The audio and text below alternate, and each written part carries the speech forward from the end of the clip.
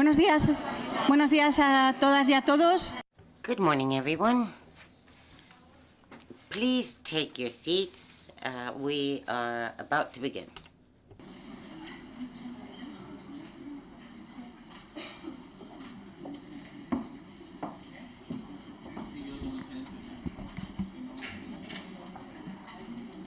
Muy buenos días a todas y a todos. Good morning, everyone. I would like to welcome you to this Europa room that the Parliament, the European Parliament and the European Commission share here in Madrid. We want you to feel at home because it is your home. Here, we like to confirm our commitment to doing things in a European way. And what we mean is that we do not want to leave anyone behind.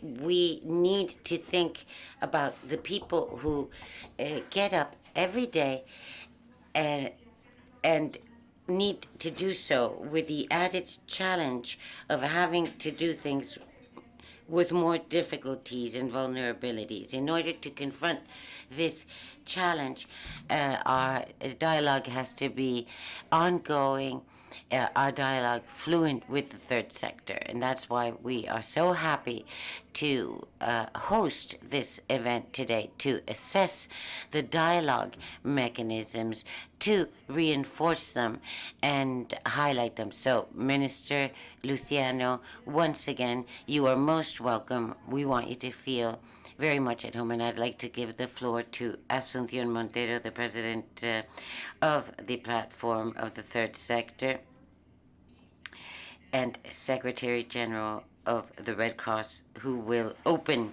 this event.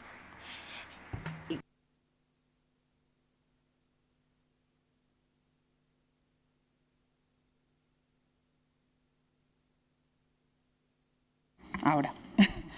Buenos días a todas y a todos. Good morning, everyone, ministers, secretaries of state, friends. Welcome to the third sector as a pillar of democracy in Europe. I have been introduced. I'm Asunción Montero, president of the third sector platform. I will be with you this first part of the event. During the first part of our event till 12 approximately, when we will have a break for lunch. Today we are here to for an event that is in the sidelines of the Employment, Social Policy, Health and Consumer Affairs, the EPSCO Council meeting that forms part of the 2030 agenda. And the third, we would like to thank those who are present and those who are following us by streaming. The degree of interest in this event shows how important civil dialogue is in the participation of civil society in public affairs and European institutions, because they are key for the strengthening of our democratic systems. I would now like to go straight into the official opening of our event, giving the floor to the Minister for Social Rights and Agenda 2030.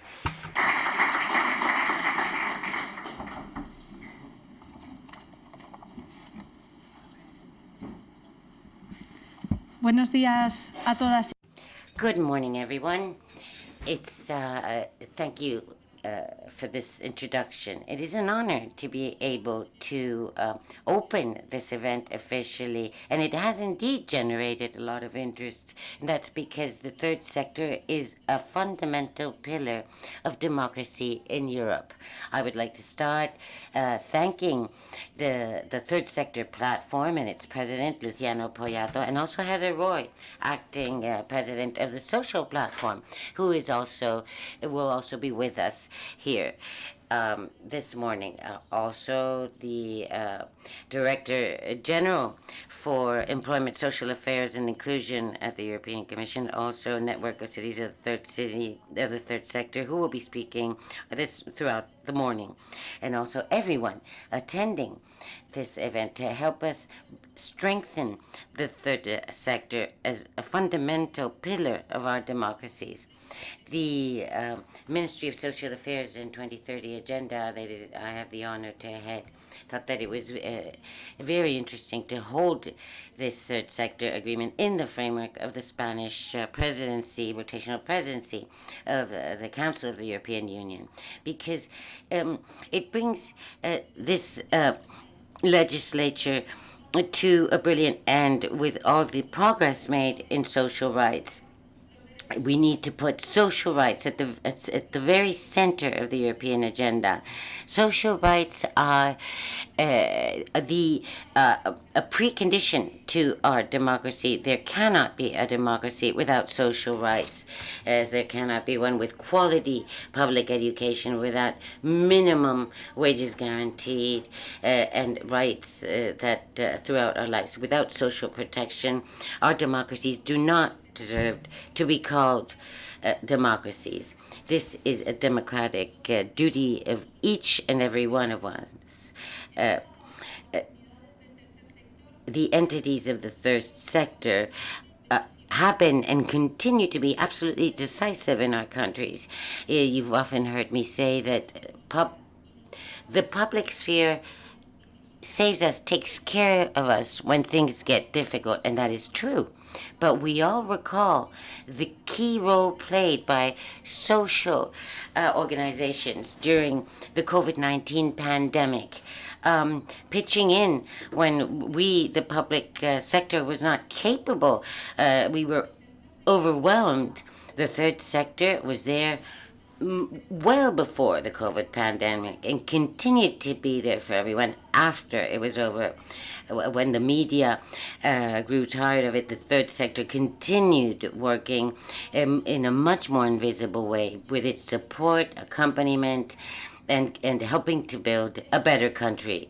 We truly believe so. The third sector has played an essential role in our plan of transformation and resilience, and we are the only country in the EU that has a recovery plan with a social axis, and that is also thanks to the strength of the third sector here in Spain.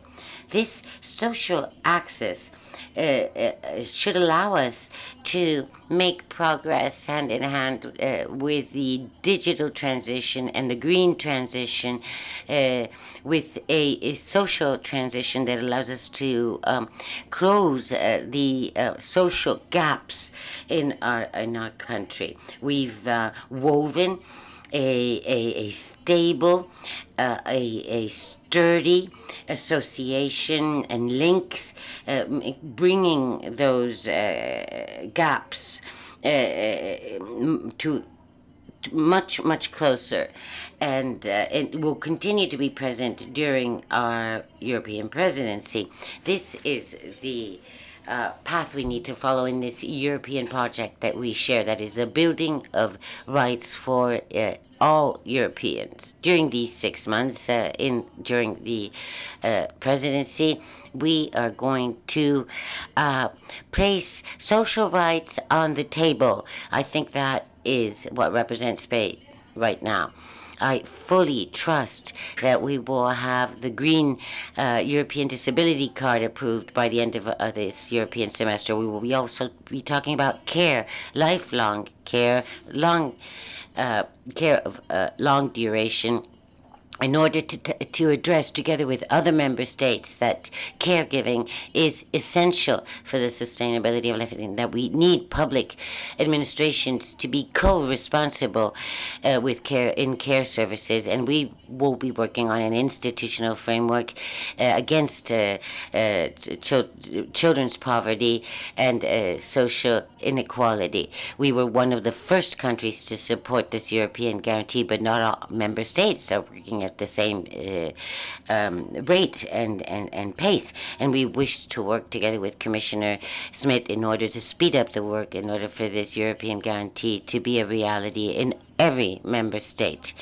And we are also going to address the Association of European Youth and the Roma population, because we believe in an inclusive Europe. And we'll also be talking about compliance and also remaining challenges regarding the 2030 agenda. You will agree with me in that we have a very ambitious agenda, and we will continue with our ongoing dialogue with the third sector during these months. And as I'm announcing, and this is my advertising spot here, we will be holding European social organization events. We already held one a few days ago on the protection of families, but there's very many ahead, including those ahead of us on care and community care, and another on social rights and families, taking also into account other events in which the third sector will have an outstanding role to play, as it should be, because it is they are going to play an essential role during this presidency, and also in the country we want to build. I'd like to leave you with some thoughts. The European Union, understood as a common market, as an economic union, is absolutely obsolete. The EU has a future if we are capable of building a Europe based on rights, on social progress that can always calls on the citizens of its member states by building rights. We cannot afford going back in our rights. We have to redouble our efforts, on the contrary, to build them further, because social rights must be at the very heart of the European project, and most particularly of our democracies. I am convinced that in this objective that we all share, each from where we stand, we will continue to work together in the coming months. Thank you very much.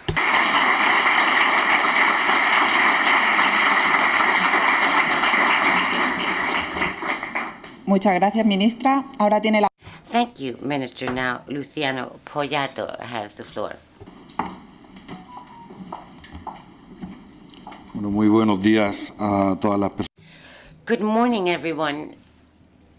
And as president of the Tercer Sector platform, I'd like to welcome everyone present here representing their institutions and their organizations.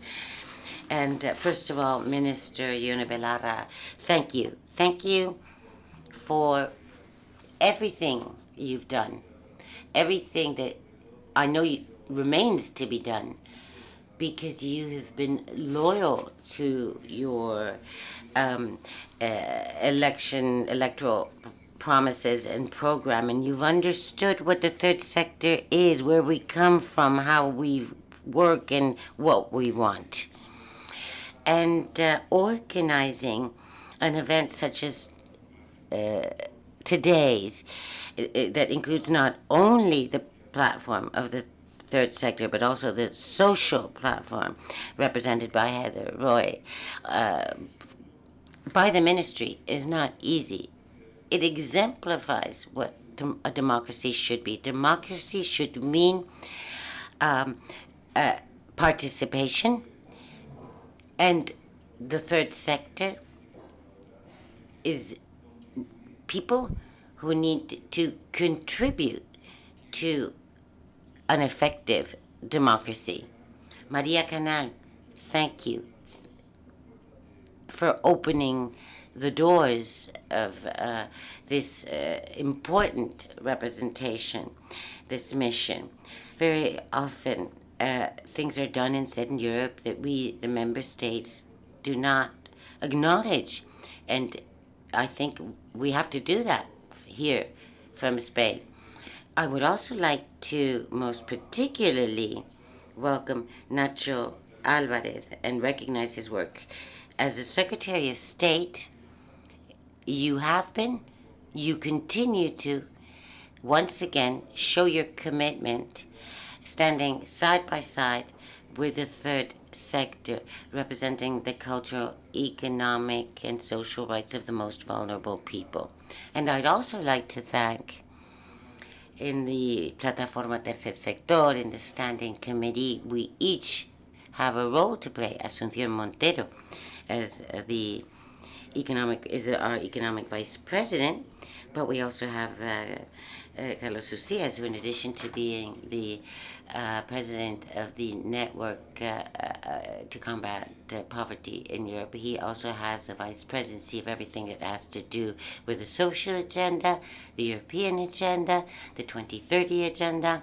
And if it hadn't been for you and the technical team in the Plataforma Tercer Sector, and nothing would have been possible. So thank you very much, Carlos, for what you've done and for the values that you always try to convey to us. I don't want to take up too much of your time with my speech, but I do want to say that being with all the European networks and platforms and Carlos and institutional representatives, the only, or rather, is one more way of making a more social Europe. And I'm absolutely convinced that we will achieve it. Ever since I was appointed president of the Plataforma Tercer Sector many years ago, but those of us who are in the standing committee and the bureau and the assembly of the Plataforma Tercer Sector is that with a minimum coherence, knowing how to share responsibilities, protagonism, experience, and very actively listening to the people we care for is one of the most effective ways of reinforcing democracy. If we didn't believe that, we wouldn't be here, would we? We would be somewhere else. It's something we have worked on, leaving our own comfort zone and going beyond our lines in order to work towards stronger coexistence. And we have to believe in what we do. If not, other people will cover the ground we don't. Those representatives of European institutions and associations, well, remember that 11 years ago we had a very tough economic crisis. Our welfare societies were hard hit, and the Plataforma Tercer Sector was capable of standing up to it, of defending all the social policies that were being cut in order to raise them a little, and to, above all, establish all the social dialogue connections. We achieved a third sector law and a civil dialogue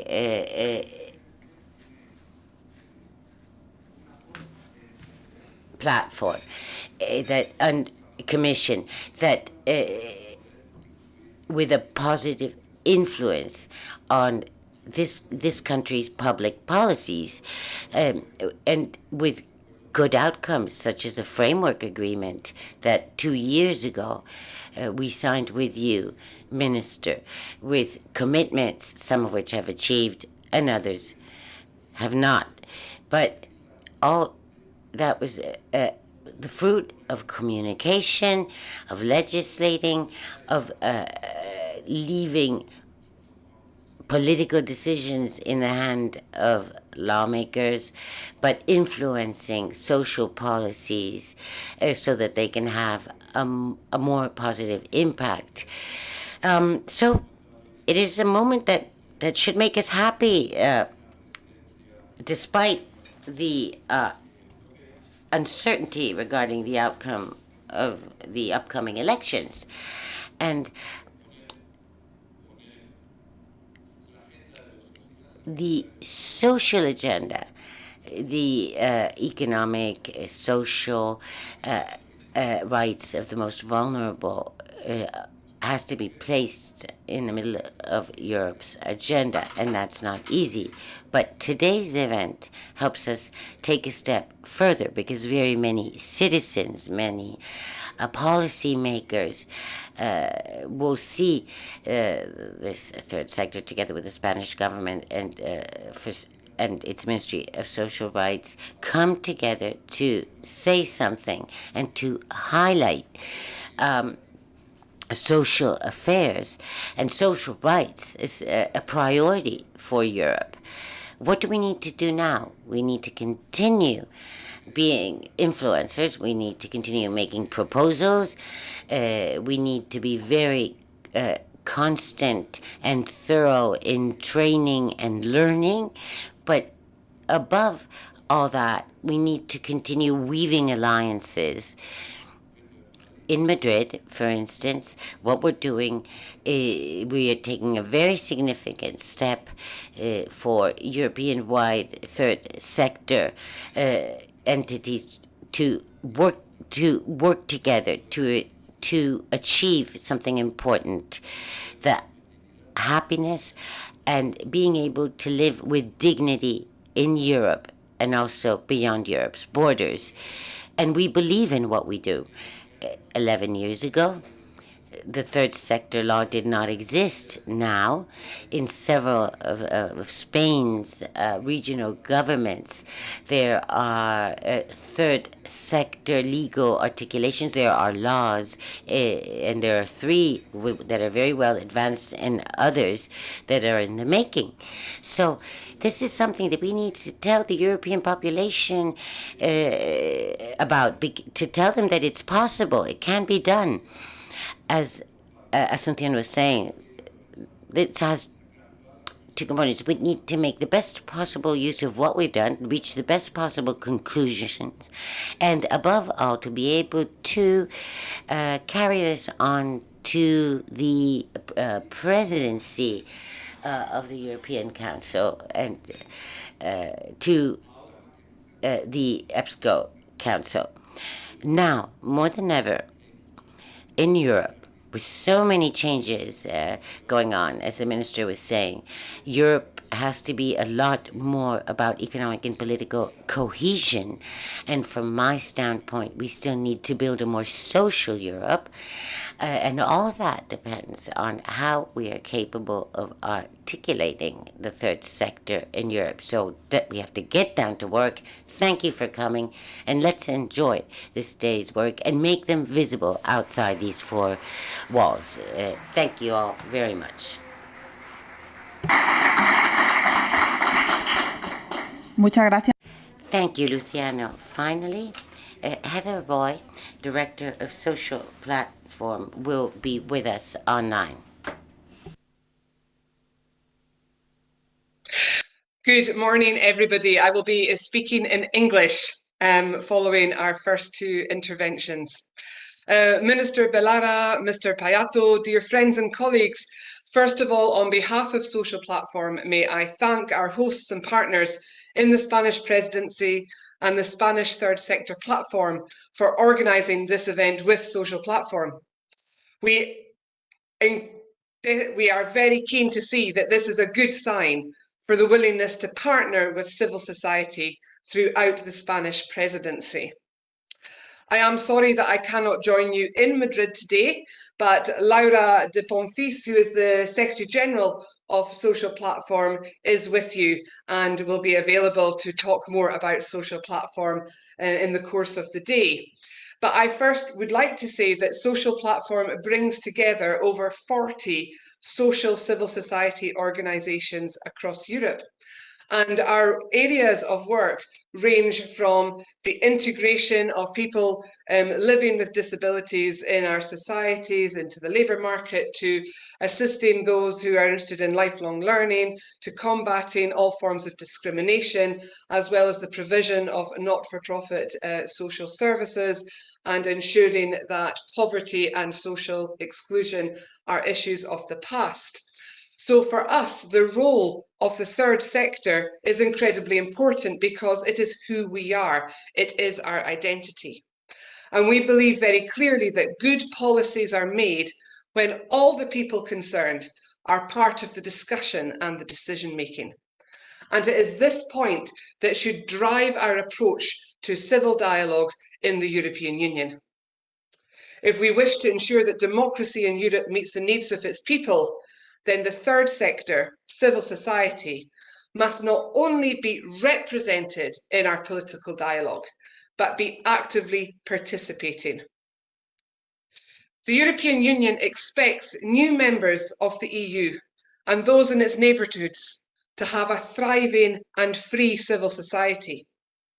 So the same needs to be the expectation and the reality within the European Union, because it is within civil society that we find many people who live within the European Union. Eurostat has also identified that governance and basic rights are one of the 9 quality of life indicators.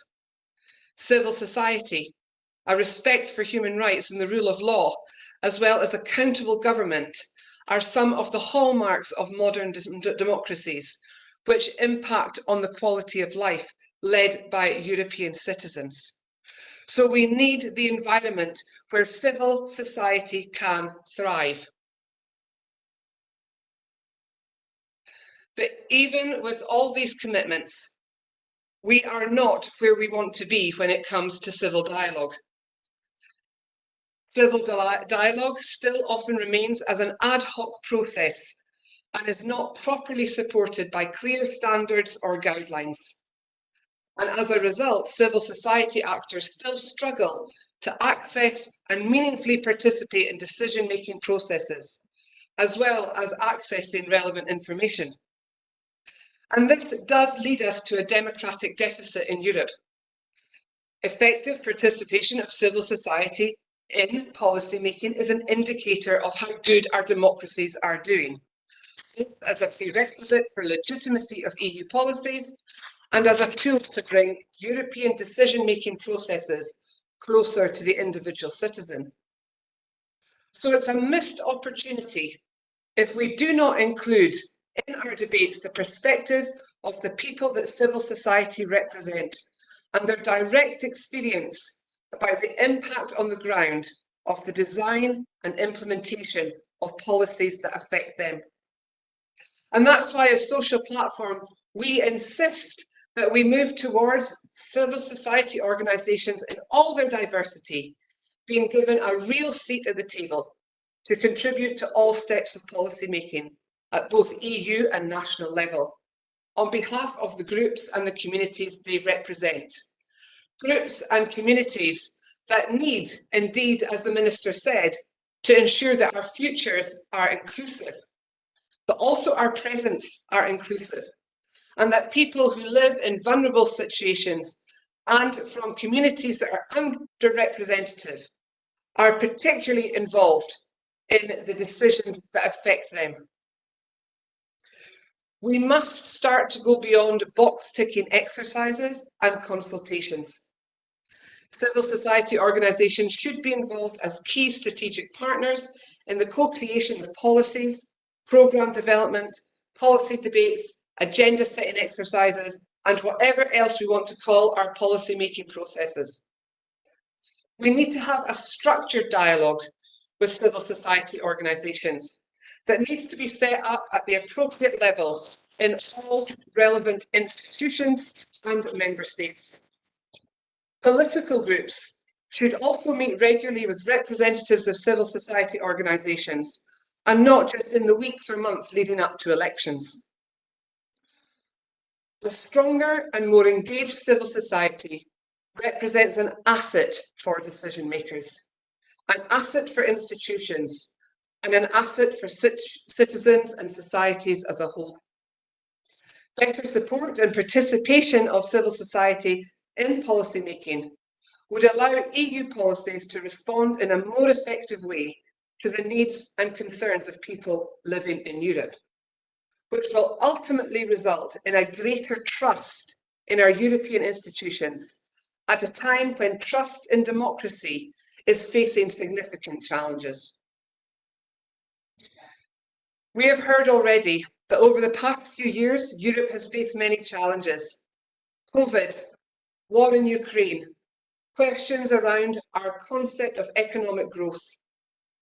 As we look towards the European elections of 2024, it's time to ensure that the aspirations of the engagement of civil society, spoken about by our institutions, are put into action and not simply stated. Tomen That is our medidas goal y no today. solamente se quede That is our esto goal en in all meras the work that palabras. Social Platform Tenemos and que its members avanzar y la wish plataforma to social achieve. y sus miembros quieren alcanzar I estos wish you the very objetivos que he best for this mencionado. conference Les deseo todo lo and for a new mejor para la impetus conferencia de to hoy put civil y espero que esto society and suponga civil un nuevo dialogue where it ímpetu should be, en el at diálogo the con la heart sociedad of our civil para European que éste democracy, esté en el lugar que for the merece, que benefit es en el and the corazón de better la social democracia rights for europea, all.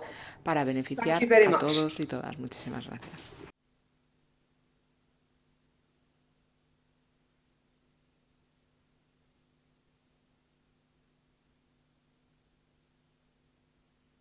Muchas gracias, Ger, por tus palabras. Y bueno, ahora pasamos a otra parte del acto, que es una mesa redonda.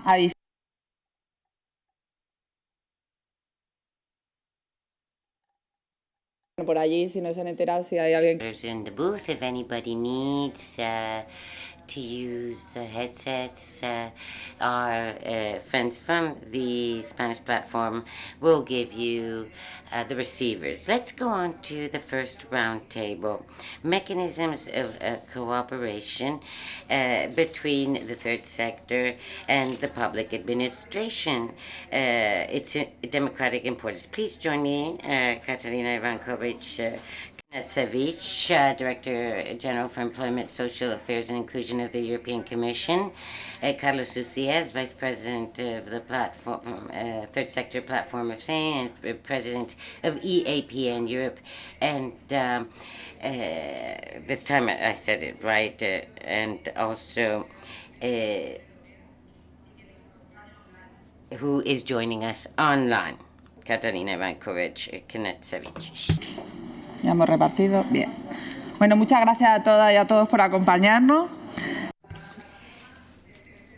And it's very important for the third sector to hear your voices at this round table, where we'll be talking about vital elements, both for the third sector and the EU. Active cooperation and dialogue, civil dialogue, is a very important. The people we work for are taken into account in the decision making and policy making. A strong interlocutory mechanism can contribute to our citizens being cared for, especially the most vulnerable.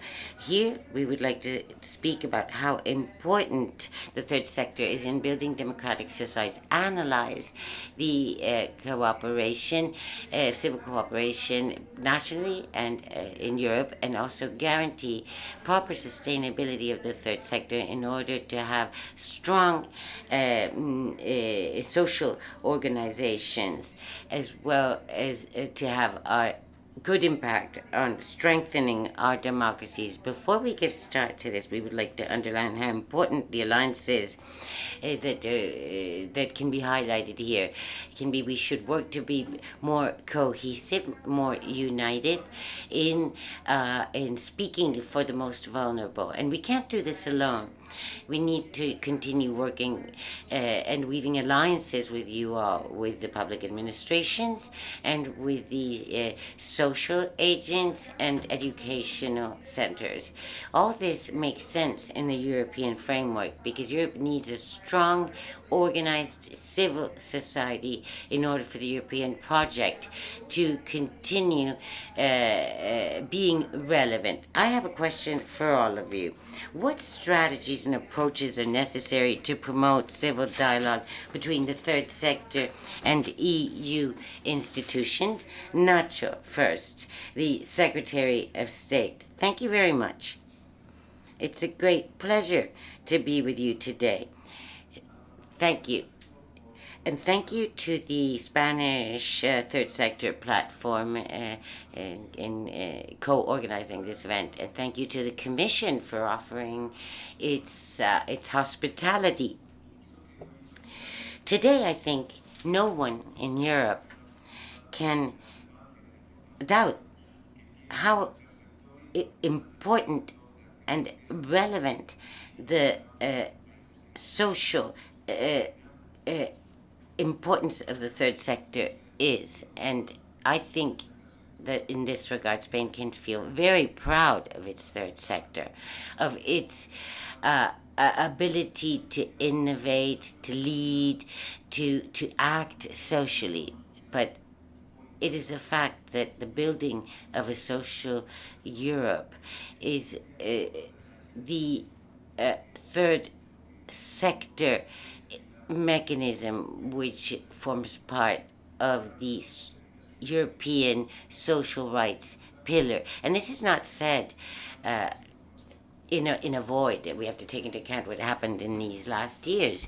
These last years, particularly in the case of Spain, our time in government has been affected by a set of realities that have put us to the test, the entire administration, the pandemic, the eruption of the volcano in La Palma Island, having a war in the heart of Europe, and the need of seeing to the needs of arising from this war. And that's where we've seen the capacity of the third social sector. And we've seen how important, how necessary it is for there to be a social association fabric that is organized, that is capable of taking the administration's, holding the administration's hand, because because we need their support, but also we need them to push us in developing social policies or making efforts that require our cooperation with them. Overall, in these last years, the third sector for social action has participated in the design of public policies, in the design of the priorities of these public policies. It happened with the social shields during the pandemic, also with the minimum vital pension. We've had to learn as we went along, and the third sector associations have helped us, and the social services too, especially in caring for people with who are dependent and need long-term care, in all the different public policies. And as the minister said, it also affected us and helped us in the recovery plan, which most particularly in the case of Spain has had a social component as opposed to other countries in our neighborhood, which has helped us to reinforce and re-articulate the associations themselves with the money that has been used to update and digitalize these entities, and the importance has been pivotal. And 130 associations are carrying out pilot projects, and they will be essential because they will enable us to develop policies that can be escalated on our part from the public administrations in the coming years. I'd like to finish pointing to something that to me is important. Our coalition government has made a decision from the very start of its term in government, arising from something that it knew for a fact. Our society's problems require dialogue and multiple solutions, and we have to elevate the level of dialogue in our society, especially social dialogue, and trade unions and the business sector, probably more than any other democracy, in labor relations, in pensions, in caring for people who are dependent. But we have a Ministry of Social Rights. So in addition to raising the political power of that social dialogue, in parallel we had to develop this dialogue with the civil organization societies, who play such an important role and have to play an even greater role. And that's why we took that clear political decision to have this social dialogue with the social agents that appear in the Constitution and with the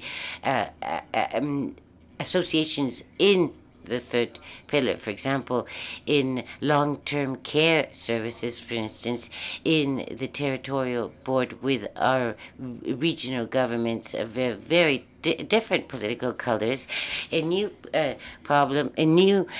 solution to people with who are dependents in their attendance, giving them autonomy, and that is the outcome of our work with the social organizations, with the experts and entities in the third sector that provide thousands of care services a day.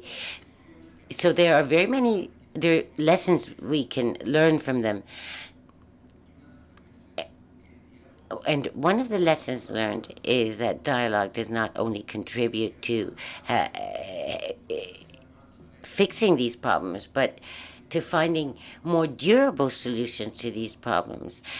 We have the labor market problems, and nobody questions the legal reform we made. Why? Because of the high level of dialogue. And then we have the framework cooperation agreement that this ministry reached with the third sector platform that I want to last in time beyond the Secretary of State being Nacho Alvarez or someone else. We want problems to be solved for the third sector and above all for our society. Thank you very much.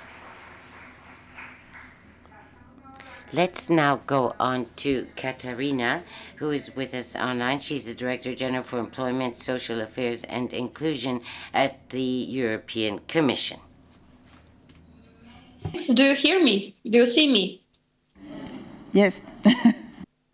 Okay, thanks a lot. We are experiencing huge technical issues, and I hope my connection will hold, because I was kicked out already several times, and also I can hear I can hear the Spanish translation at the same time as I'm speaking, which is really.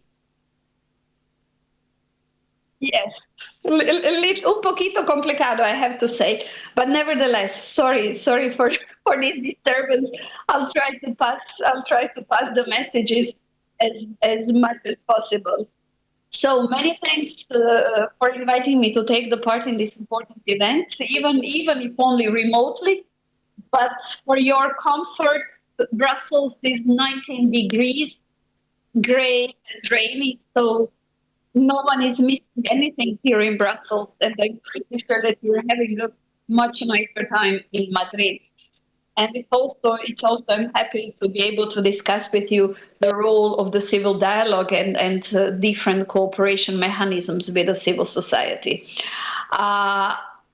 In the beginning, let me just reflect that the interaction with the civil society is really deep-rooted in the EU's policy-making process.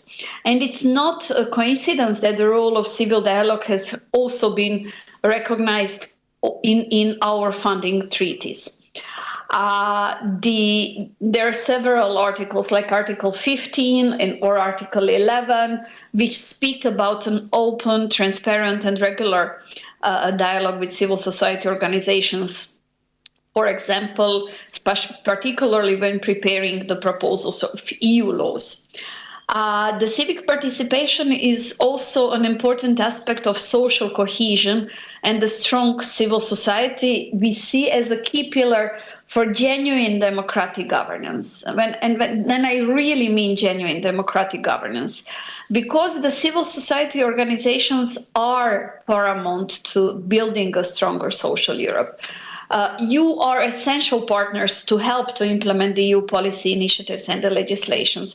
And you are also helping us when addressing the challenges or occurrences in the society, because of your extensive expertise at the local, at the regional, at the national, and then in the end at the EU level. And you also highlight the complexity of today's society by bringing attention to the needs of underrepresented groups, and it is crucial to continue empowering our civil society partners to embrace this diversity and to shape more resilient Europe. In the area of employment and social policies, we can really say that civil society organizations play an active role in different policy areas, including all the aspects of employment and social policies. Delivering on the European Pillar of Social Rights, we see that it is a shared responsibility. It is a shared responsibility between the EU level and EU institutions, but also national, regional, local authorities, social partners, and civil society. And the whole commitment to deliver on the social pillar was again renewed during the Porto Summit by signing so-called Porto Social Commitment, which was already 2 years ago, and it engages the EU social partners and civil society organizations alongside EU institutions for the implementation of the European Pillar of Social Rights Action Plan. And this shows, I would dare to say, a solid civic engagement and an ambition to work side by side with all partners in order to strengthen the social dimension of Europe. And we see recently, we have been seeing it for past 20 years, I would dare to say, that we need to preserve and to strengthen our social dimension of Europe. At the EU level, the civil society organizations are involved in the policy making via an exchange which is called the civil dialogue.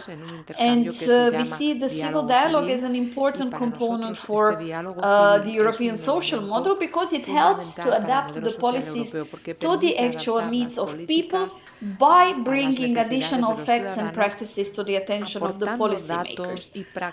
We also believe that it enhances the transparency and accountability of the governance, and well, consequently it improves the democratic legitimacy, if you allow me to put it in such a words.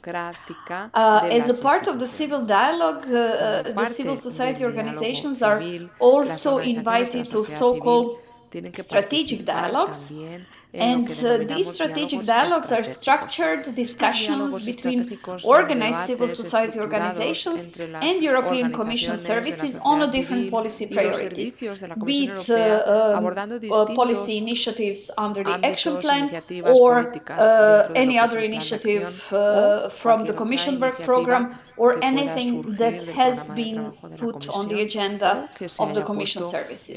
And the participation of the civil society organizations in these strategic dialogues, I have to say, is really highly appreciated and also very much encouraged by all the stakeholders. Maybe just to mention that one of the very specific aspects when it comes to the involvement of civil society organizations in at the EU level is the European semester process. So every year there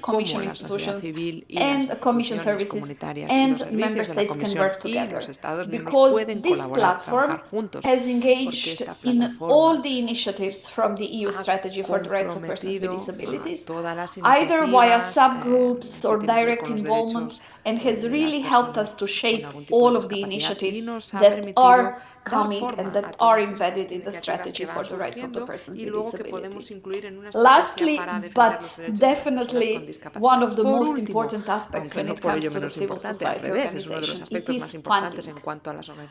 The European Social Fund Plus we see as the key instrument to implement the European Pillar of Social Rights. And the civil society organizations have long been key partners in relation to the ESF Plus. And as such, they are recognized in the ESF Plus regulation as a key partners in delivery of employment, education and social inclusion policies, which are supported by the ESF Plus programs, including social innovation as well.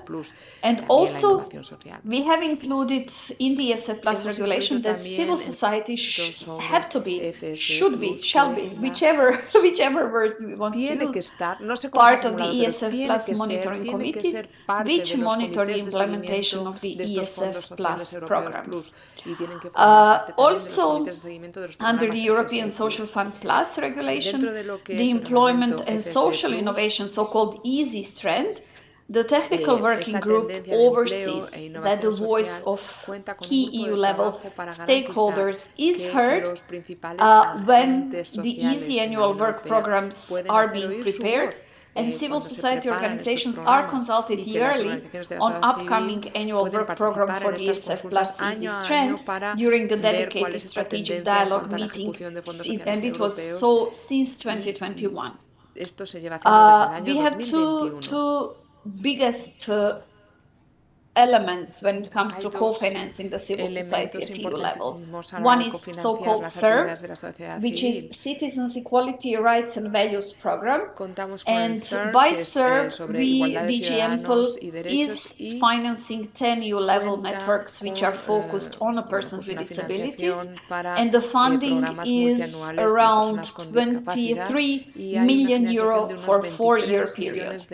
While the European Social Fund Plus element, this EASY strand, we finance 20 EU-level networks of the civil society organizations, and for the period 22-25, we have secured more than 57 million for the entire 4-year period. And this funding also comes, we additionally finance 5 EU-level networks which focused on microfinance and social enterprises for the same period, which is around 7 million. So you see for the period from 22 till 25, when we combine the CERV and EASY, we can come almost up to 90 million, which is, you have to admit, a huge financial support to the organizations through so-called operating grants, so that you can do your share of work and that you can implement the activities at the EU level, but also support your members at the national level, because we see this is a key that the messages from the EU level are transmitted to the national levels, and this is something which we consider very important. Also, I have to say, we see you as a full partner in implementing the European Pillar of Social Rights, and when it comes to where we are now in the history-wise term, almost at the end of one commission, waiting for first European elections and then a new commission to be formed. I think your role is very important to be good advocates of your policies, your ideas, where do you see social Europe in the future, and transmit these messages to all the relevant stakeholders and to all the possible stakeholders, because it is very important to be able to identify the gaps, but also to be very constructive and propose new activities, new measures, and actually be very ambitious, because this is the time for the ambition. So many thanks, and I apologize if I was a bit too long. Thank you.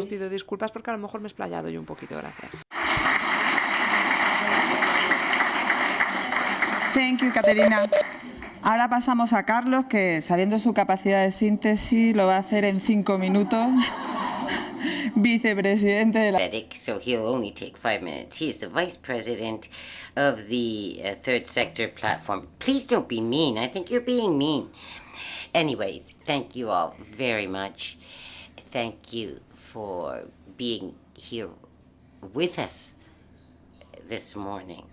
The third sector platform for social action here in Spain, and our president is also here this morning, is, well, we would like to convey what we do and some of the things we do that come out right. Here they've said positive things, the relationship between the third sector and the administration. I could say there's adequate progress. More progress needs to be made. And we would like to do the same at the European level. And we need to admit that informal contacts have increased with the Commission, with different specific forums to talk about different matters. It is also true, and it needs to be said here in Spain, that the backing and boosting of the Commission with the European Social Fund is essential. And in Spain, we are in almost all the follow-up committees, and but also the European Development Funds. And to us, they have been of most significant importance. But we're talking about something more than that here. We're talking about defending our democracy. And we can't do that without taking the civil society into account. We're all part of the civil society, from the third sector and the social associations. We would like the effective guarantee of these rights, because if you cannot exercise your rights, what good is that right for? So we advocate that for everyone, and most particularly the most vulnerable. And certain conditions need to be met in order for this to be possible. The prerequisites are, for instance, organization. At a European level, we're very well organized. There are platforms that do their work very well. They defend their policies very well. I'm not talking only about people who have a European for disability or volunteers or the Red Cross. No, I'm also talking about EAPN that I belong to. In addition to that, we need to make more progress with our policies. That is, and we don't need more elements for that. No, we need to be recognized as a as a group of civil society to defend also the sustainability of our organizations, and that not only has to do with the financing, but also the ability, articulated and recognized dialogue. And from the Spanish third sector platform, we'd like to defend our sector law, because we can't have a regulatory element of the third sector at the European level. That would be a good job for a platform as important as the social platform, because it brings together so many different social organizations. When we talk about sustainability of the third sector at the European level, we also need to know and be very clear about the different participatory organs, bodies that are going to be maintained with the different commissions, not only the Employment Commission, but also Justice, or for instance, Sustainable Development, why not? And very many other subjects that have to do with this dialogue. I would like to call on the third sector platform to work on that on that better governance, which it does need to be said. has improved incredibly in recent years, but it needs to work even better, and we need to go much further. Now we have the ability to act, but we also need to understand that these civil society organizations do stress what we want to include in the policies, but we are not on the same standing as other agencies. Our resources clearly need clear, explicit support to make our actions workable. Because if not, we'll have the right, but we won't have the ability to exercise that right. We need that specific support, and not only in policies or implementing the policies or managing the services, because yes, the services have increased with the F plus, for example, the fund for child guarantees, but also resources are needed for our social associations in order to be able to carry out our work with the Commission, European Commission itself, because among other things, the better things go for us with the European Commission, the better things go for us in our respective countries. And not every country has the same resources, and from European platforms we need to support some countries, because unfortunately the word democracy, we don't know whether it truly deserves its name in some of our countries.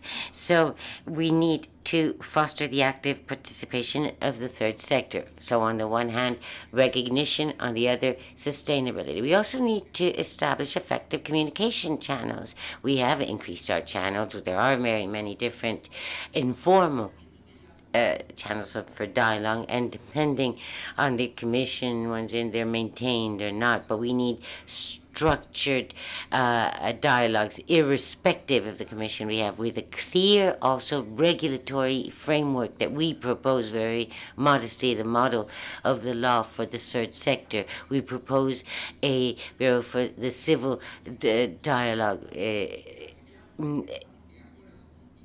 and we agree on the need for strengthening it. We also need a clear civil dialogue instrument with the social organizations of the third sector that is well constructed and capable of participating, as the Director General was saying, in all the assessment and evaluation processes for the programming that needs to be done with a view to the different policies. And also, of course, awareness raising, and why not also accessibility and transparency.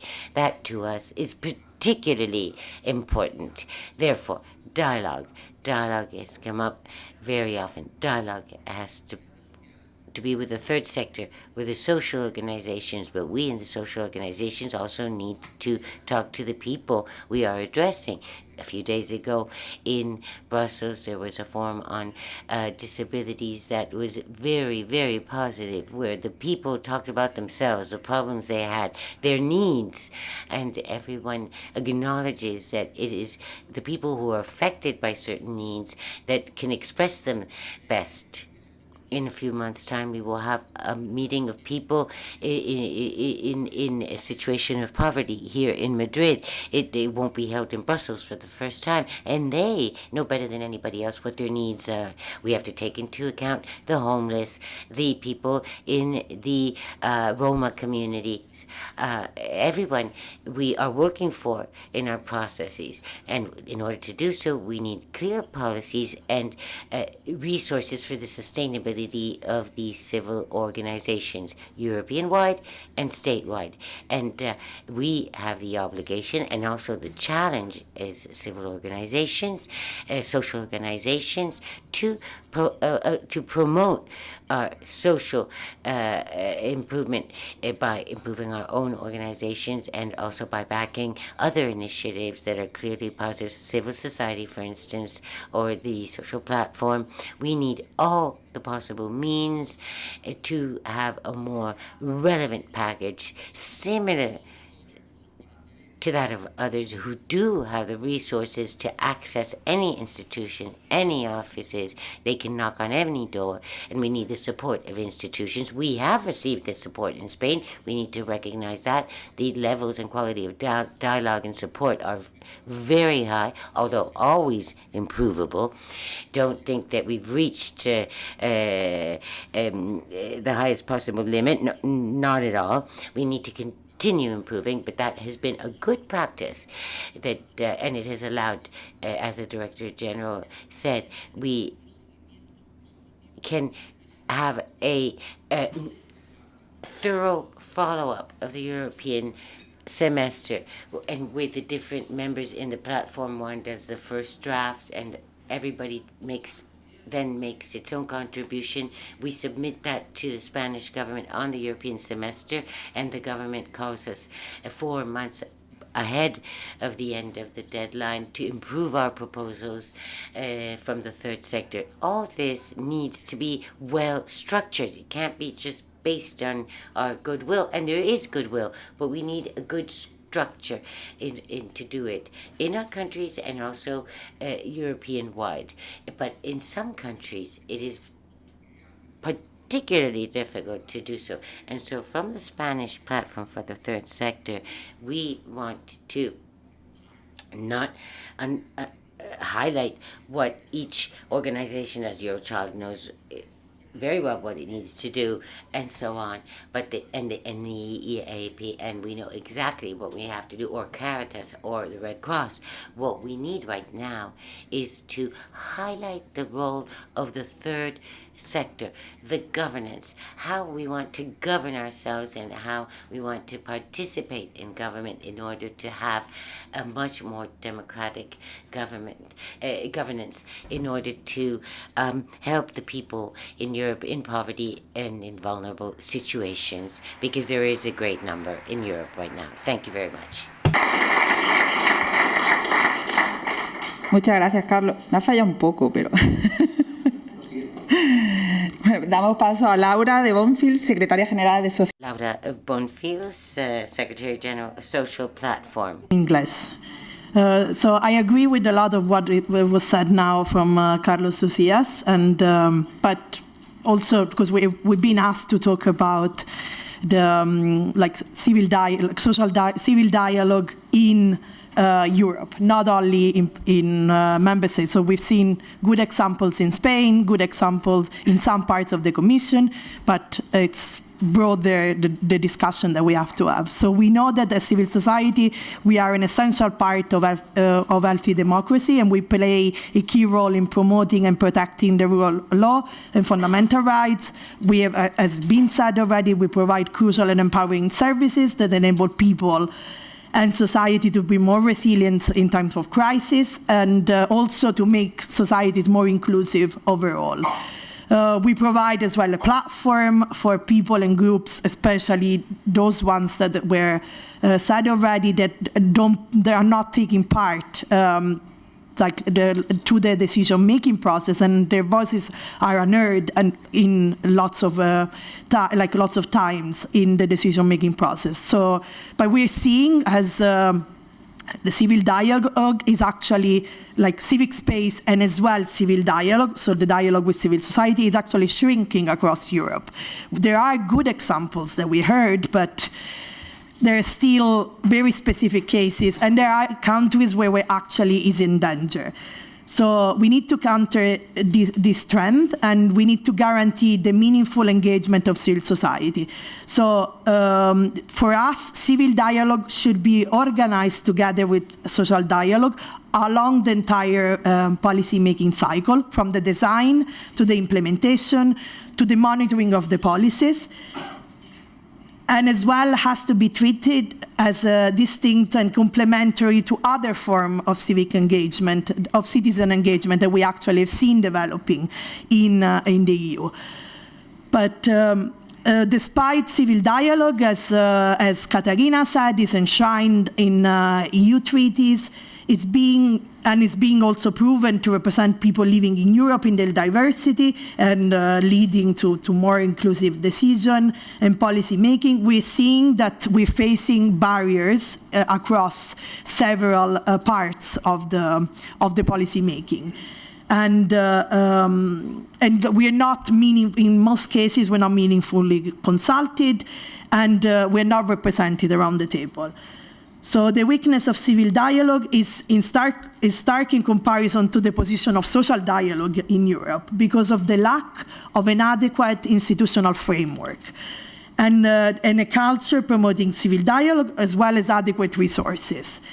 We believe that civil dialogue, as I said, is complementary to social dialogue and equally important to ensuring that people in Europe are heard and can participate actively in decisions concerning them in all of the spheres of their life and society beyond the world of work where you have strong social dialogue.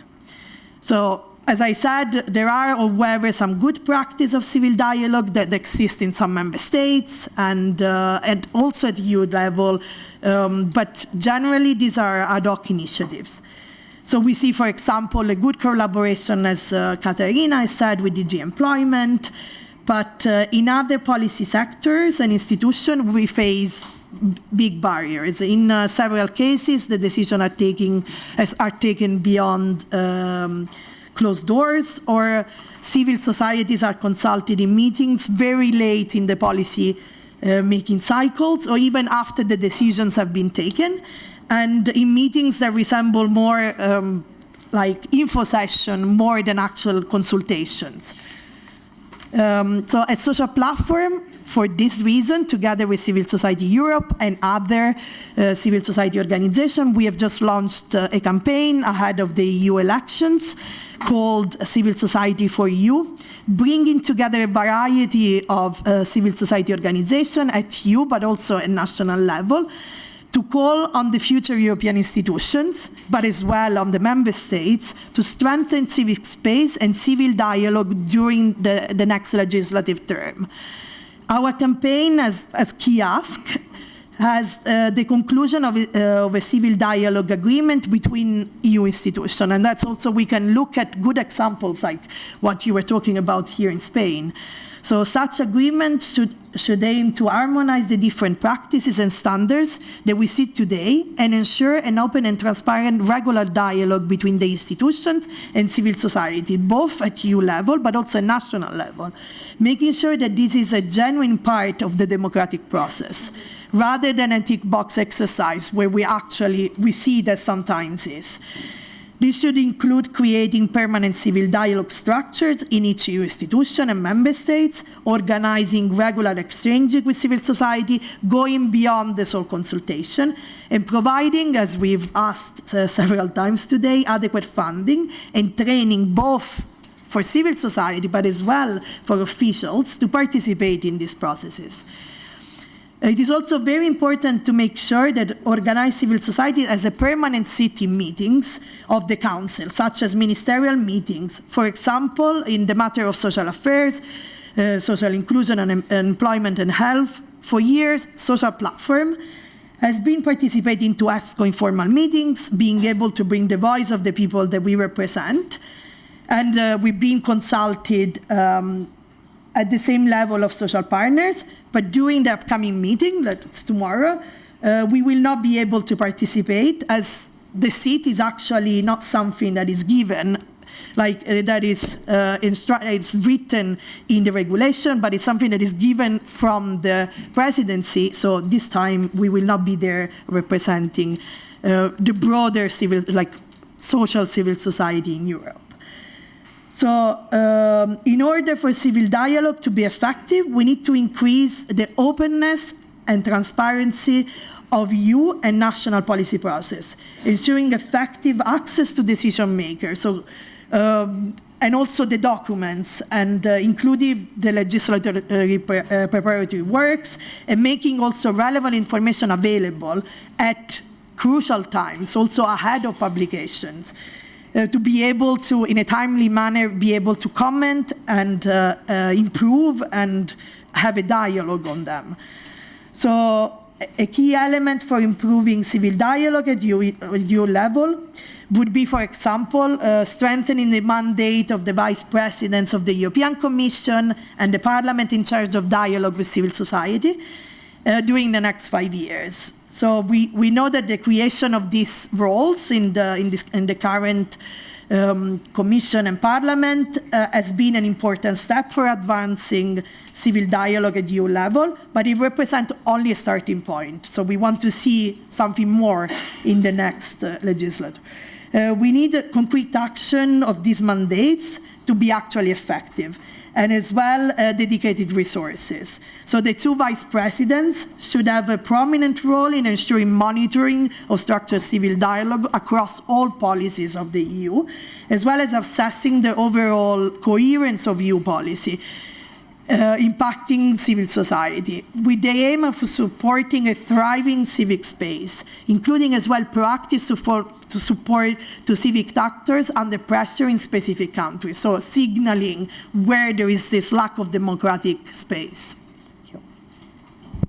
Gracias, Laura.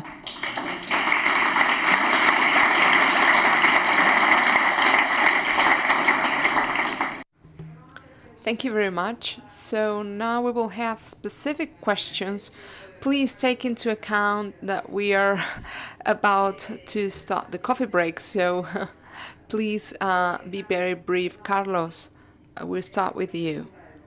It's a question that has to do with how we could increase the participation of civil society in democracy, how we could promote the participation of the third sector in these policies. Thank you. Well, first of all, I think I said it before, so I'm going to be very, very brief in my answer. We need to have well-known channels for the participation of the different partners, and we, as a sector, we need to know who we are representing, what we're doing.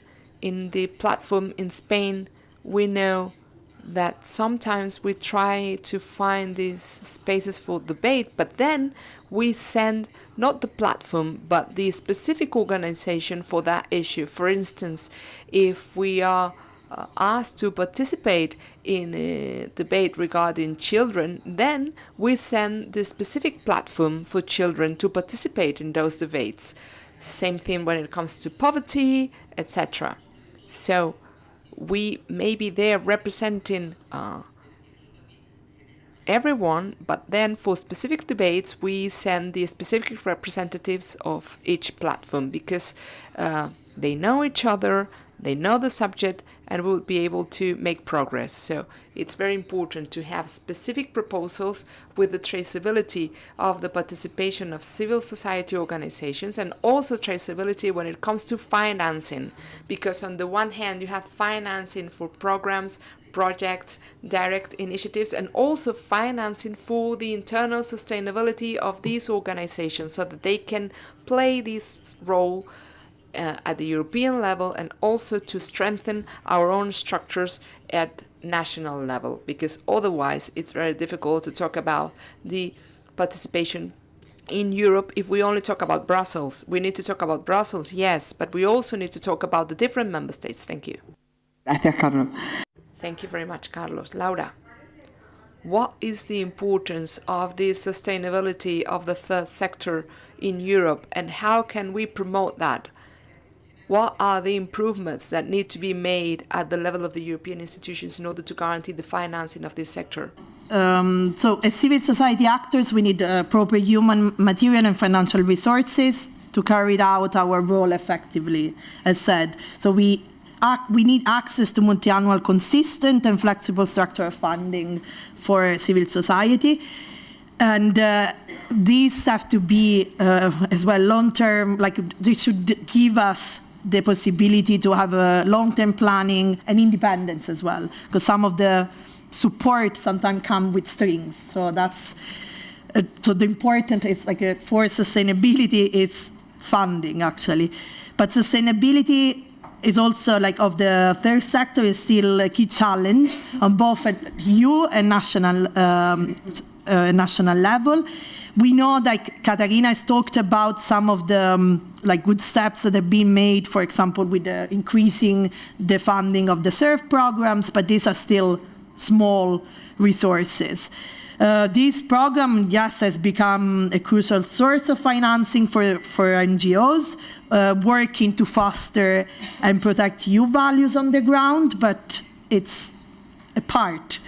So these are all like, but we know that we are still, like civil society, we still struggle to secure the appropriate resources needed to accomplish our mission effectively. So looking at a consultation that was done by the EU Agency for Fundamental Rights, 60% of the respondents in 2020 have reported experiencing difficulties in funding and accessing adequate financial resources. So we know that the problem is still there. So the main issue is the limited sources of funding. So there is one strength, but we need more. And there is also a big problem is the obstacle that we face as the administration needed to access these fundings, or as well the reporting burden or the co-financing rate that sometimes are variable or they change. So that this creates problems in particular with smaller or grassroots organizations, and but also European level. So it's a big problem. So it is crucial for this reason to review the existing mechanism and programs to ensure greater accessibility to funding by including more flexible eligibility criteria and reducing, in certain cases, the co-financing rate.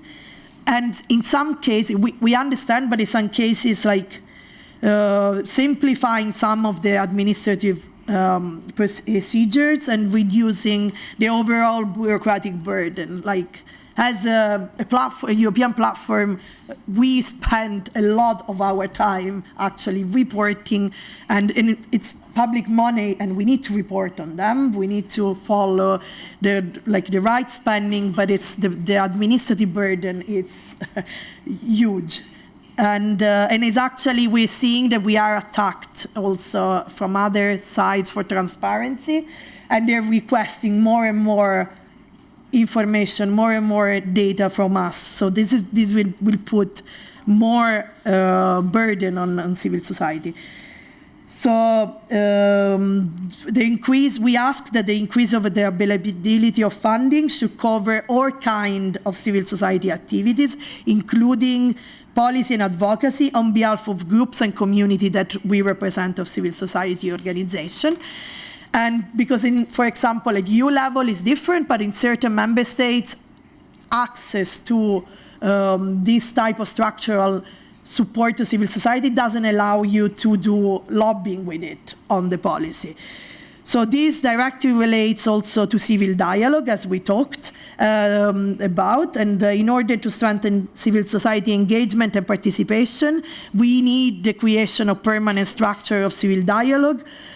But this is not enough. So we need to make sure that civil society is taking part in these structures and receive the adequate support in terms of funding and resources to also ensure the operational capacity and to be able to meaningfully participate in these dialogues. So this is the adequate support and the financing is one of the key asks that we have in this campaign, Civil Society for You, that we've launched.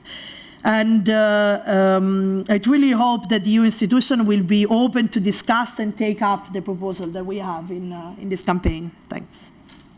Thanks, Laura. Ahora para Nacho.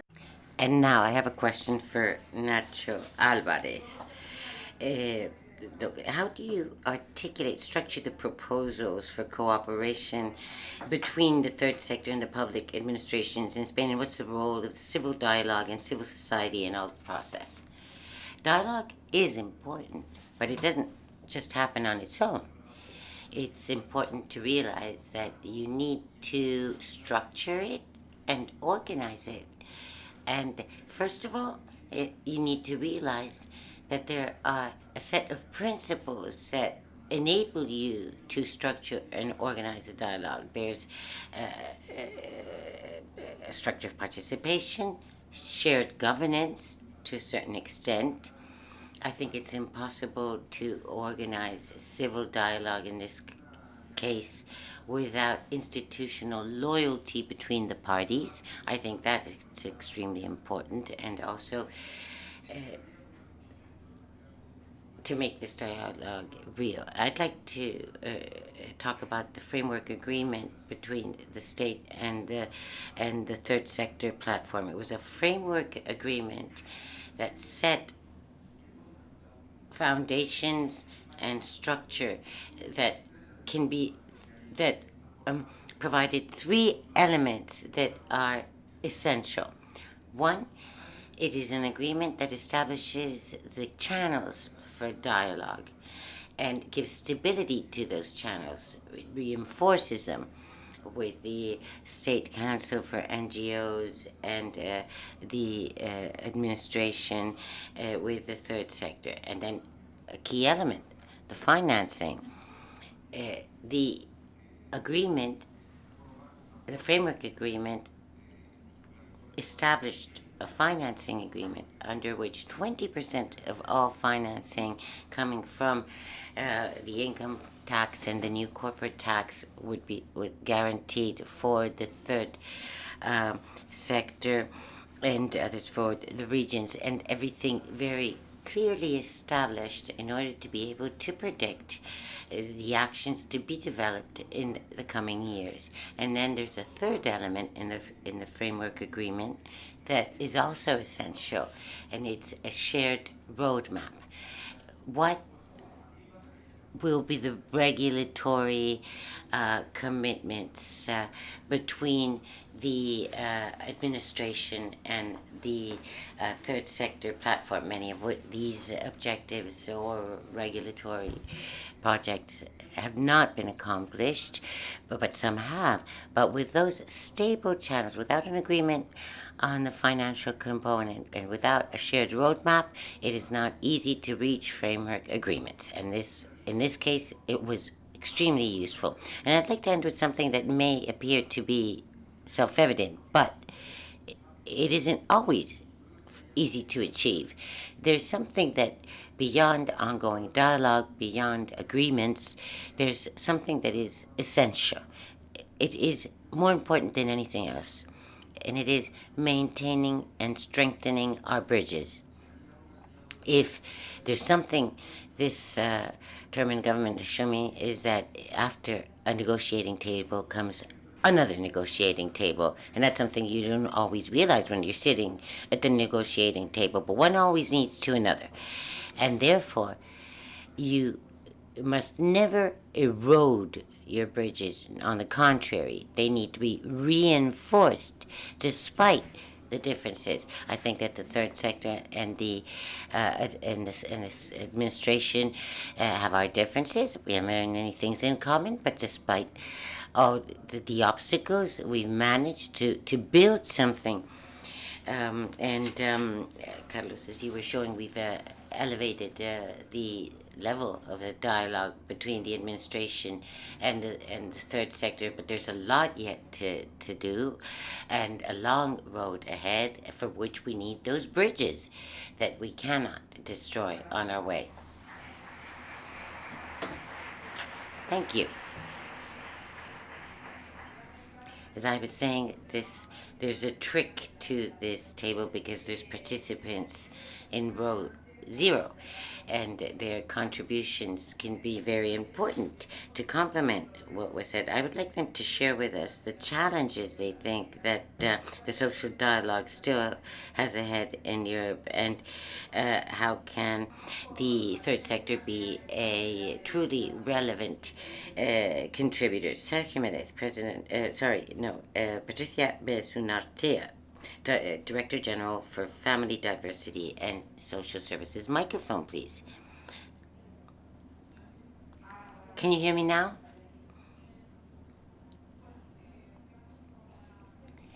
Thank you. Thank you for the invitation, and thank you to all the speakers for everything you have contributed. The ministry's policy in this case has been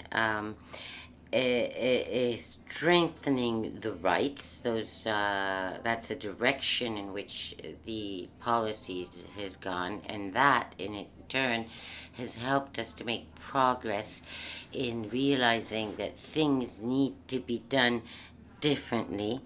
Reality has shown us that much.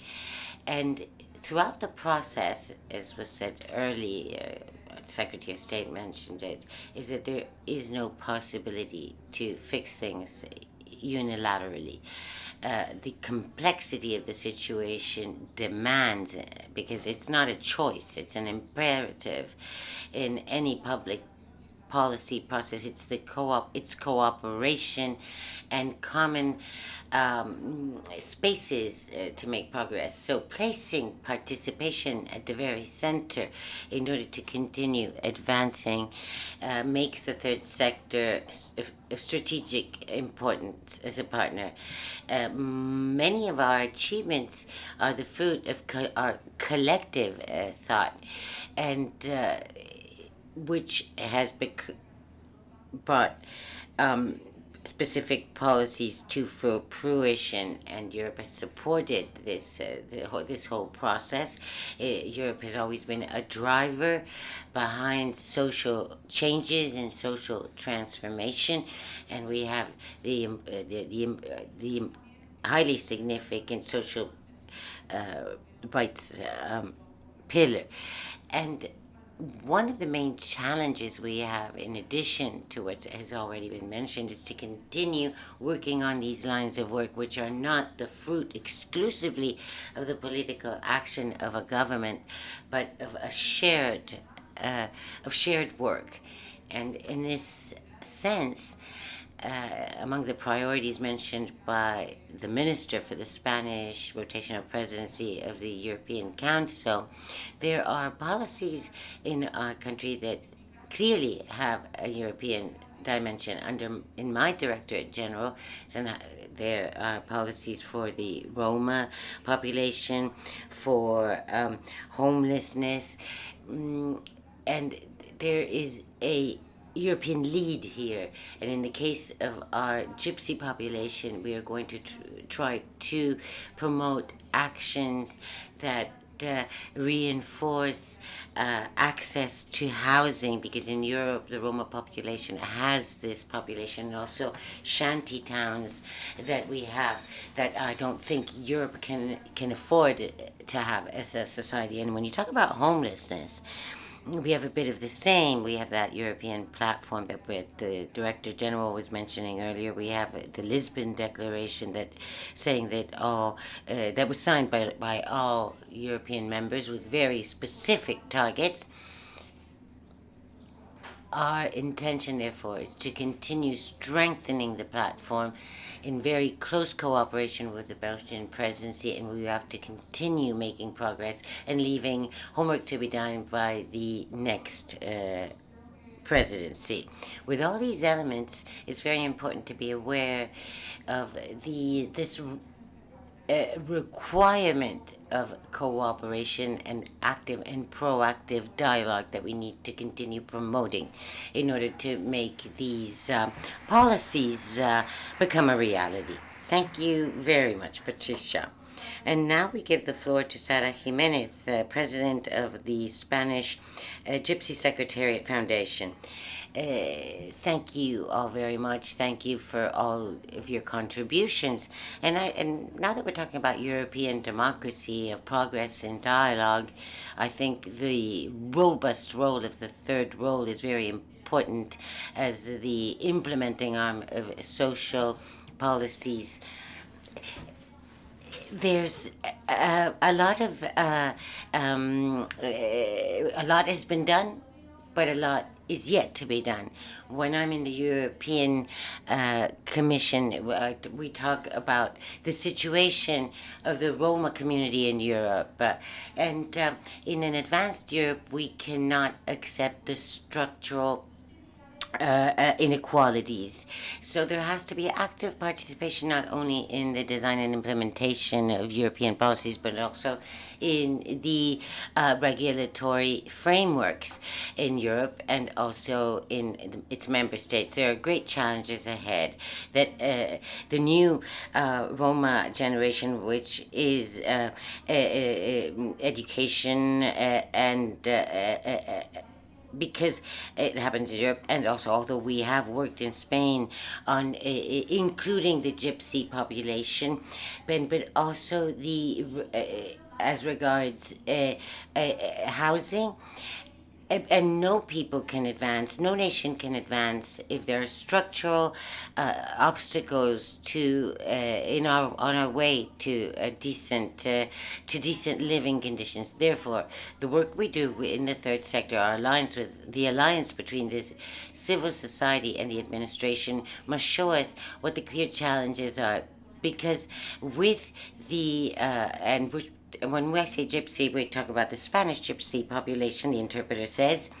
They are important, but if we only do recognition policies, these are insufficient in what affects the Roma population everywhere. We need to raise our voices regarding the everyday citizens. They need to. They need decent living conditions, and these steps can only be taken in with active policies also regarding housing in Europe. Terminamos con la intervención de Gabriela Cívico, presidenta de Civil Society Europe. And now we give the floor to the president of Civil Society Europe. Particularly already mentioned everything that I wanted to say, so I will try to find some points that have maybe not been mentioned so much. We've heard from the representative from the Commission some good examples that do exist of civil dialogue within the European institutions, but as Laura has already mentioned as well, it doesn't go far enough. We already have Article 11 of the Lisbon Treaty, which refers to an open, transparent and regular dialogue with civil society. So the legal basis is there, and what is still left to do is the proper implementation. The question that perhaps many politicians are still asking is why? Why should they go to the trouble of establishing the proper civil dialogue? And one of the things that we mention at Civil Society Europe a lot is how important civil dialogue is for trust in the institutions. Trust is something that we see is being lost amongst people within Europe in all kinds of policy-making institutions. And civil dialogue is an essential part of building trust. So if we need more reasons, this is one. At the moment, governments, institutions can decide who they want to invite, often without paying attention to the representative nature or credibility of participants that they invite to different meetings, different consultations, becoming interlocutors on a given topic.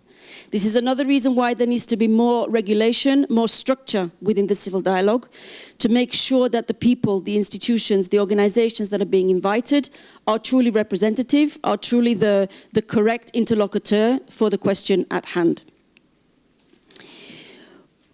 For the Conference on the Future of Europe, civil society was there, we were there, finally, but we were not invited from the beginning. It was a space that we had to fight for, we had to ask for, we had to carve out for ourselves. And that, of course, was a disappointment that on such an important issue as the future of Europe, the civil society was not automatically included, an essential part of the conversation. But we were finally included, and we do see some signs of good practice and some encouraging signs throughout the work that the European Union is also doing. We've seen an increased attention to the issue of civil dialogue for example, in the reports on the implementation of the Charter of Fundamental Rights. For example, last year the report was devoted to civic space and led to Council conclusions on this question early this year. So there are some encouraging signs. We all know, and we've heard this morning, I think, from all the speakers, that civil dialogue, when properly implemented, will lead to more evidence-based and more effective policies. But it will also lead to a deeper sense of ownership amongst the citizens, amongst the people of those policies, which is also very important as well. From Civil Society Europe as well, we also see that not only do we need structures and processes in place, but we also need a huge change of culture in the EU institutions. Structured dialogue with civil society needs to be viewed as an essential element of their functioning, and that the opportunity to create policies considering civil society as an equal partner around the table is an opportunity for them and for society as a whole, and not a threat, which is what too often we see and hear. An institutional agreement on civil society, just like we have for social dialogue, will of course ensure that civil dialogue can be taken at the same level at the table. And it will also encourage further civil society to flourish. We're not asking for this space just for ourselves, just for those organizations that exist now. But we know that if citizens see that civil society is taken seriously, civil society is a valid and recognized voice around the policy-making table, then this will encourage further civil society to organize and further people to engage, thus enriching our democracy even further. Dialogue must, of course, happen at sectoral level, in social policies, for example, but also must be an essential element as well of transversal issues, such as, for example, the future of Europe, the possible discussions that we will have on treaty change, cannot just be left to the organization of randomly selected citizens panels, which, although positive, is not enough. Organized civil society also needs to be there. The interinstitutional agreement on civil dialogue would mean that every institution would put in place the adequate mechanisms for dialogue, for example, with vice presidents in charge, as we've already heard, but also implicating all the different policy departments at the different levels. And this is very important. It needs to be run the whole way through from top to bottom for the EU institutions. And of course, also from Civil Society Europe, we agree as well that the dialogue that we're asking for is not only about EU issues that are discussed at the EU level, but also, as we've heard this morning as well, the importance that member state governments also put in place civil dialogue mechanisms to discuss EU issues at the member state level. So this is also something that we very much support, and happy to hear the good examples also from Spain this morning. Thank you. Thank you, Gabriela. Bueno, os damos las gracias por toda. Thank you all so very much for your contribution. So interesting all.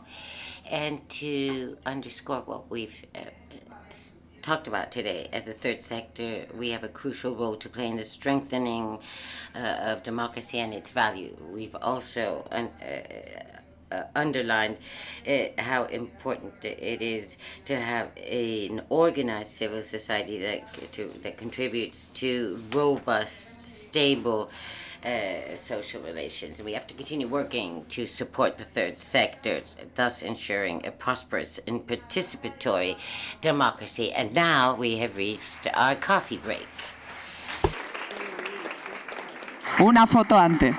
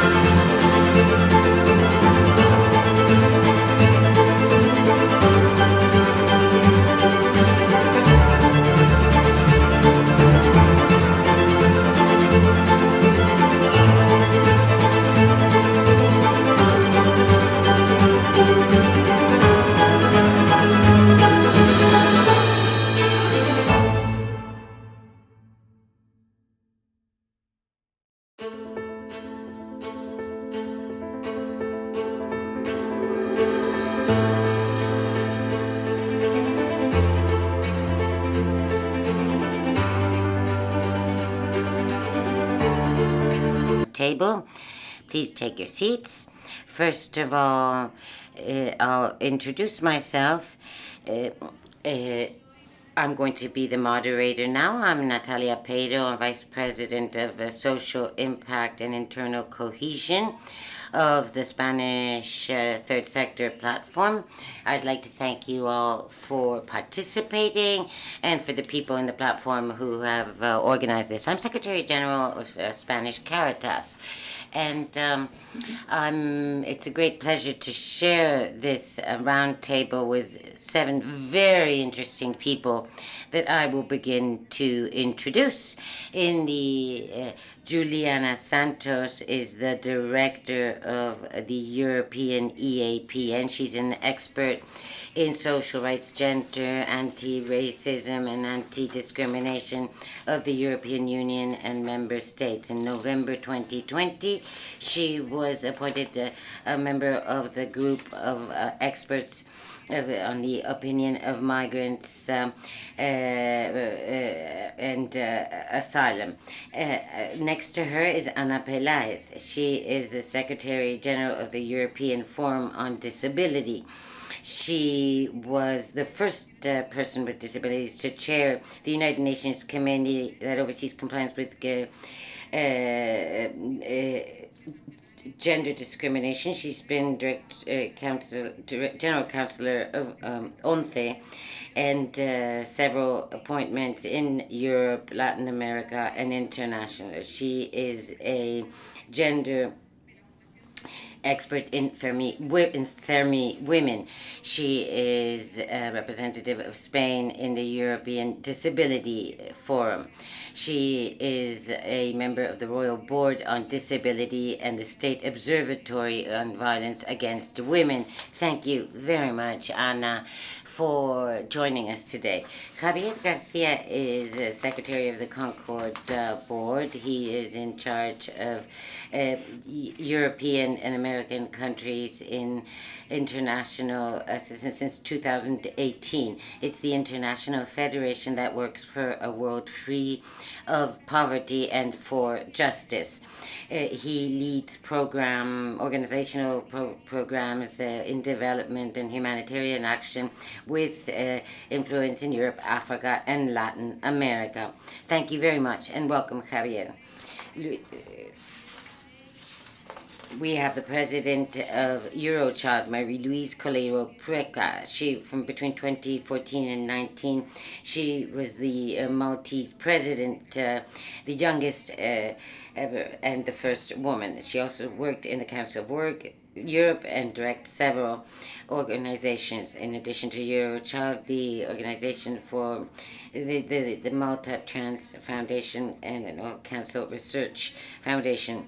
Her dedication to social causes made her a seat of the World Council of Political Women. Thank you very much, Marie-Louise, for being with us. Gabriela Chivico is the director of the Center for European Volunteers. She works they defend on volunteer work, and she participates in several expert groups together with the advisory group of the Center for Resources of the European Solidarity Group. She's worked in the Civil Society Europe group that she now chairs. Welcome, Gabriela. Thank you for being here.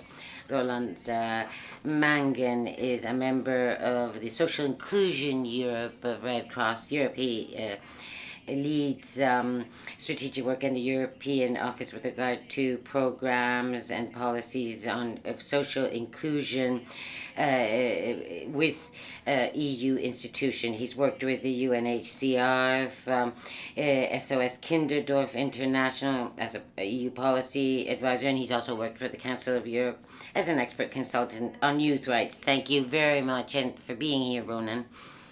And to his left, to Ronald's left, we have Lucy Anns. She is in charge of policy and advocacy in Caritas Europe. She's worked there for 4 years. She is in charge of migration and development policies and social policy. Before that, she worked in international cooperation and development policies for Oxfam. And before that, she had a Robert Schuman scholarship from the European Parliament supporting women's rights and gender equality in the European Parliament as a trainee. So, welcome all, welcome Lucy, welcome everyone. We're going to start with our new roundtable. You know that it is called the Third Sector and Building the Future of Europe. Each of us has to give a lot of thought on how to give coordinated joint responses that make us more capable of solving and agreeing the challenges that we have, these social challenges, poverty, social exclusion, migration, inequality, climate change, and as you all know very well, cross national borders. And that's why we need to give some thought together how the third sector organizations can help and support European institutions. I have two questions for you. I will remind you that we are running short on time. I will try not to cut you off, but I may have to do so.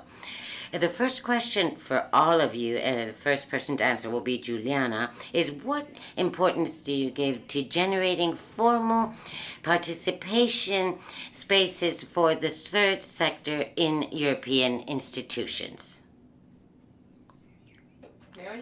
Can you hear me? Hello, good afternoon. Buenas tardes. Muchas gracias. I'm going to save you from my awful Portuñol. I speak Portuguese and sometimes I scramble around Portuguese and Spanish, so I'm going to save you from that. My name is Juliana Santos Valgrim. It's a pleasure to be here. Thank you to the organizers, to the Spanish Presidency, to the Tercer Sector. Thank you to the social platform. For us as the APN, it's important to talk about the future only if you can assess what has been done in the past and what is being doing currently now. We listened this morning many good reflections and how meaningful participation should be like, but I'd like to start with a provocative question. What is the democratic model that you want to see in the future? As the APN, we want a model that enhances political, participatory, and deliberative skills. As Carlos mentioned this morning, we also need to create process to compensate the lack of resources of people and organizations when engaging in democratic process. We have in APN what we call delegations of people experiencing poverty. So there are people facing social exclusion and experiencing poverty at national and local level, and they regroup to contribute to the different content and to the different consultations of our organizations, but also of the EU Commission, the EU institutions. For our delegations, to engage in current dialogues is very challenging. They face many bureaucratic demands to be able to engage and participate when attending meetings. Sometimes they need to cover their costs in upfront, so they have to cover their costs in advance when attend meeting just to be reimbursed afterwards. They might even face discrimination when attending meetings because they don't use the appropriate language or the technical language or the expert language. Beyond the way of participation and representation that we have already talked this morning and we are going to talk in this panel, I'd like to also remind you that there is a double standard in the way the democratic models are currently being implemented in Europe. And I would like just to give you two examples in the field of the content and the actions in which you work. I'd like to start with an example on energy poverty, which is an issue that we heard this morning and we cover widely as NPN, and climate justice. In a period of between December 2019 and May 2022, von der Leyen's Commission cabinet engaged with more than 500 meetings with representatives and lobbyists of the fossil fuel companies. So they had the opportunity to meet 500 times. It was almost one meeting every working day of the week during a period of 2.5 years. And I'd like to ask my colleagues who are here, how many times have you met von der Leyen in the same period? So it gives us the impression that it's not only the way we work, it's also about the quantity of the process in which we engage. Otherwise, it gives us the impression that fossil fuel companies are the driving seat of the climate energy poverty policies. Another example is based on Katarina's quote this morning on the EU Action Plan on the European Pillar of Social Rights and EU semester, in the way they are monitoring mechanism and how they ensure a democratic overview. But let me share something with you. When it comes to the EU semester, and specifically in the Recovery and Resilience Facility instrument, the European Commission required that national governments should provide information on consultations with stakeholders, including civil society. However, they didn't stipulate an obligation to engage with relevant stakeholders and even haven't defined the standards of the engagement. With these two examples, what we can see is that there is an imbalance in political representation and an equality in democracy in the process that are currently open and accessible to civil society organizations. But let's think about the future and let's think more constructively and how we can shape the future forward. For us, we need to look forward with a better intersectional lenses. So we have to engage with structures of power, we have to identify limitations, and we have to seek opportunities for improvement in such spaces. We also need to facilitate platforms for contribution for the most vulnerable amongst the most vulnerable. When it comes to people experiencing poverty, there is an improvement there that needs to take place to enable care support, compensation, and the end of bureaucracy when they try to access democratic space. And I'd like to go beyond that. Democracy is not only about ensuring the participation and representation in existing process, it's about also creating space for new demands and challenge of the status quo. I also like to see more data. I think we don't talk enough about the invisibility of the data, and we need more intersectional data. Would like to see more efforts in the way we collect information about the experience of people of the people experiencing poverty. Sometimes we think that our groups are homogeneous, but there are different layers in the way our people experiencing poverty and the way they feel discriminated in their daily lives. And I would like to also finalize talking about the difference between the model we want to see.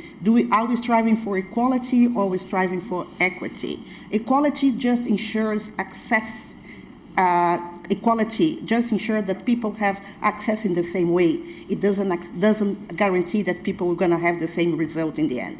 So I would like to see a model that strives for more equity rather than equality.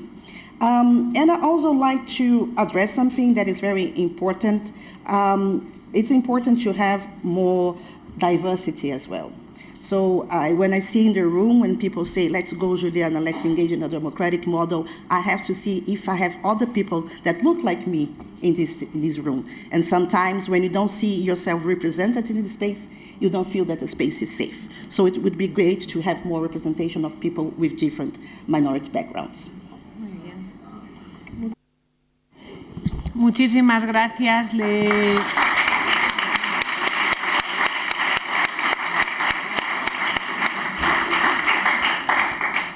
Le damos la... Thank you. Now Anna has the floor.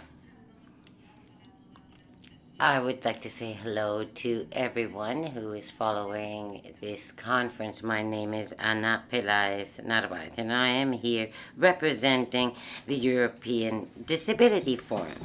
To answer your question about the importance of generating formal spaces of participation for the third sector in European institutions, from my standpoint, it is clear. It is to promote the exercise of all human rights and fundamental rights of every person without any kind of discrimination in the European Union.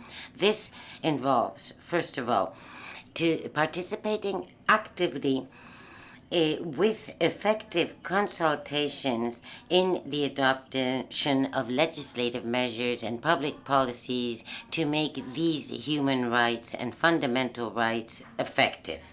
If we were not there, we would not be obtaining the European Act on Accessibility, despite its weaknesses. Second, it is important to work on the annulment, change of laws, regulations, practices, habits in the European Union and its member states that continue to discriminate some sectors of the population. For instance, let me give you an example. If we were not present, the right to vote of people with disabilities would not have been achieved in many European member states because some laws had to be annulled in order to make it possible. Taking into account in every policy and program less favored groups, more disadvantaged groups in the European Union. If we did not have that effective participation, those groups would never receive any specific answer to their situation. Third of all, to oversee and ensure that European institutions act from this human rights approach. So they have a very important role. We have a very important role in a supervisory capacity of what institutions are doing. Four, the human rights component is oversight is very important in order to be able to report discrimination of people, as we were saying, who belong to minorities, to groups with that have more disadvantages, which can be in the public sector or the private sector. That's where the third sector in Europe must play an essential role. Thirdly, we need to promote studies of areas that are highly relevant to these less privileged groups so that they can have the same access as others in the European Union. If civil society did not pressure European institutions and did not claim for these studies or this deaggregation because of different factors and elements that allow us to become familiar with a reality in order to diagnose it and subsequently produce the necessary public policies would not have been possible. And then also to compile and disseminate relevant information of the EU to our citizens. That is done by the third sector. The institutions, the European institutions by themselves cannot reach its citizens. And the third sector has an essential role, an even more essential role when we're talking about less privileged groups. And in addition to that, we need to promote the training of civil servants of European institutions in specific acts where human beings, certain human beings have obstacles. Civil society, through dialogue, constructive dialogue, needs to be capable of making this paradigm shift change in the mindset of those who work in the European institutions. But there's also the role of civil society and the third sector in order to achieve the ratification of other international treaties that the EU needs to join. If the EU has joined the treaty on persons with disabilities, it's only because of the pressure of the third sector, of the movement for disabilities. If the European Union has ratified the Istanbul Convention, it is because of the pressure by third sector organizations. If not, it wouldn't have been possible. How then do we have to, how can we build and strengthen the spaces for the third sector so we can make all these achievements possible? First of all, we need to make the best possible use of the already existing participatory spaces. Even if we talk about the European Platform on Disability, that participation is not happening in real life. It is very limited, and we need to strengthen these spaces, the spaces that already exist, and guarantee participation. And secondly, we need to call for new spaces. We need to build new participation spaces for an inclusive governance, for a participatory governance of of civil society with public administrations and EU institutions. Thirdly, it is equally important to build the spaces for participation of minorities, of less privileged groups. I've been hearing this all morning. I've been hearing what organizations representing, but where are the voices of these less privileged groups? Where is the nothing for us without us, which could be applied not only to the disability sector, but to each and every sector? We need these groups, these less privileged groups in the EU to have a voice, their own voice within the third social sector in the European Union. But after all that, we need to consolidate a model of participation based on elementary components such as inclusion. We need to give a voice to people who are hardly heard, and we also need to guarantee the intersectional approaches. Because if we cannot highlight human diversity from all its angles that are affecting multiple discrimination suffered by some sectors, we will not be able to make any progress in the right direction. Muchas gracias, Ana. Le damos la palabra a Thank you. Let's now give the floor to Javier.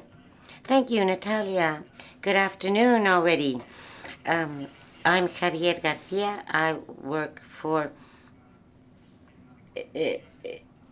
Concord, and I'm here representing Concord, the Confederation for Sustainable Development and International Cooperation. It has representatives in every member state with national platforms, and we also have members such as ActionAid, Save the Children, etc. It's our birthday now. We're 20 years old now, and we are the main interlocutor for the EU for international and development aid, and I'm going to try to make you look beyond Europe. We've now talked about civil society inside the EU and how the European Union connects with its civil society, and now try to give it a more international component and what civil society can do. We try to influence in the EU, but we know how important it is to weave the fabric of a strong civil society, but it is just as important to do so beyond the borders of Europe, because human rights have no borders, be it Europe or beyond Europe.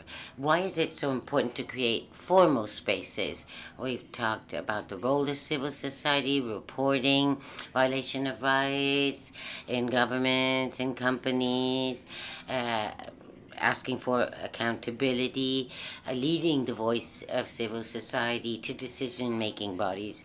But I'd like to talk about the trend in the worldwide trend of the closing down of civic space. It's you know what happened last year. 400 people died last year. Rights advocates for different around the world, some defended the environment, LGBTQ rights, women's rights. A democracy cannot be a democracy if you cannot advocate your rights. And if there's a violation of human rights, this is a worldwide epidemic. But this also has to do with the narrowing of the democratic space. Only 4% of the world population lives in an open space where they can exercise their freedoms and liberties in a significant way, and this has a lot. We have to take into account the EU policies outside its borders. Our partner organizations in Europe are working on different fronts: legislative barriers, financing barriers that prevent cooperation. There are also barriers or situations that address harassment by governmental institutions. So these are realities all beyond our borders. But it's a precondition for there to be a democracy and rule of law. And it's dangerous where this space is narrowing. Our participation in policies is enormous. But one thing is attending, a different thing is participating, another level is dialogue, and a higher level is influencing. So we not only need to attend, we need to participate too. And we see a whole set of problems that the EU needs to address in order to guarantee formal participation. This morning, culture was mentioned. I totally agree. Participation of civil society is with the unit of the civil society in this or that department, in this or that direction or directorate. It needs to be cross-cutting and go beyond persons and units. The dialogue is not structured with civil society. It has to be a two-way dialogue, because we need to participate as a civil society. We make a speech. We don't know if anybody's listened to us, if they're going to pick up anything we said, if it made sense to anybody. I don't know if you're familiar with the Have Your Say initiative in Europe, where you send your comments regarding different legislation proposals. They're published, and then the rule appears. But do you know if anything you have suggested or tabled has been listened to? And then we need timely information. If you don't have timely information, it's very difficult to participate. Why? What would be the purpose if you don't know what you're going for, what the objective of that space is going to be, or whether it's going to lead to a legislation process or not? And in order not to take up too much time, I totally agree with the elements of accessibility, language, very important, the representativity of people, seeing themselves in people sitting at the table and not there being interested parties, and then the jargon we talk in, and nobody knows what we're saying, and we're addressing civil society in a language civil society doesn't understand. So the EU needs to communicate in an easy to understand language. Many of you know that we do not like to be self-organized by others in consultations. That's very important for the EU to take into account this idea for the for civil society to self-structure and not have any agenda imposed on it. All this requires policies to be effective, for them to be durable, and for there to be participation by civil society. I'll leave it here for the time being. Yes, there'll be more questions later on, and I thank you very much for your brevity and for making us look beyond the borders of Europe. Now, Marie-Louise, we give you the floor to answer this question. Thank you so much.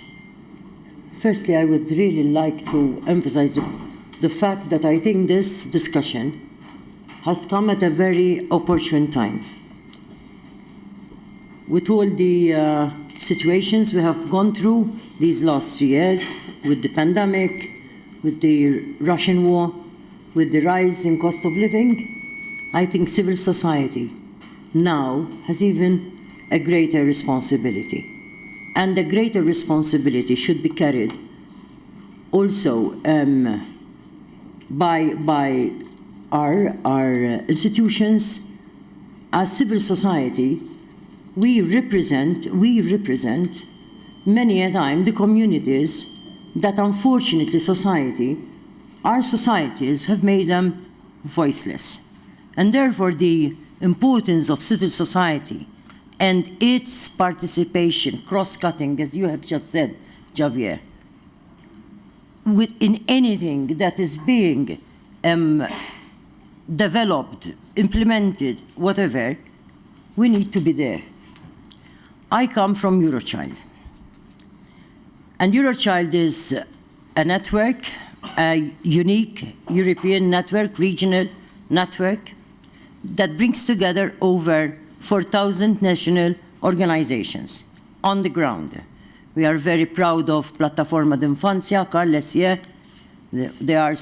Plataforma is a very important partner of Eurochild and a very strong advocate for children in Spain, but I must say that their involvement it affects right across.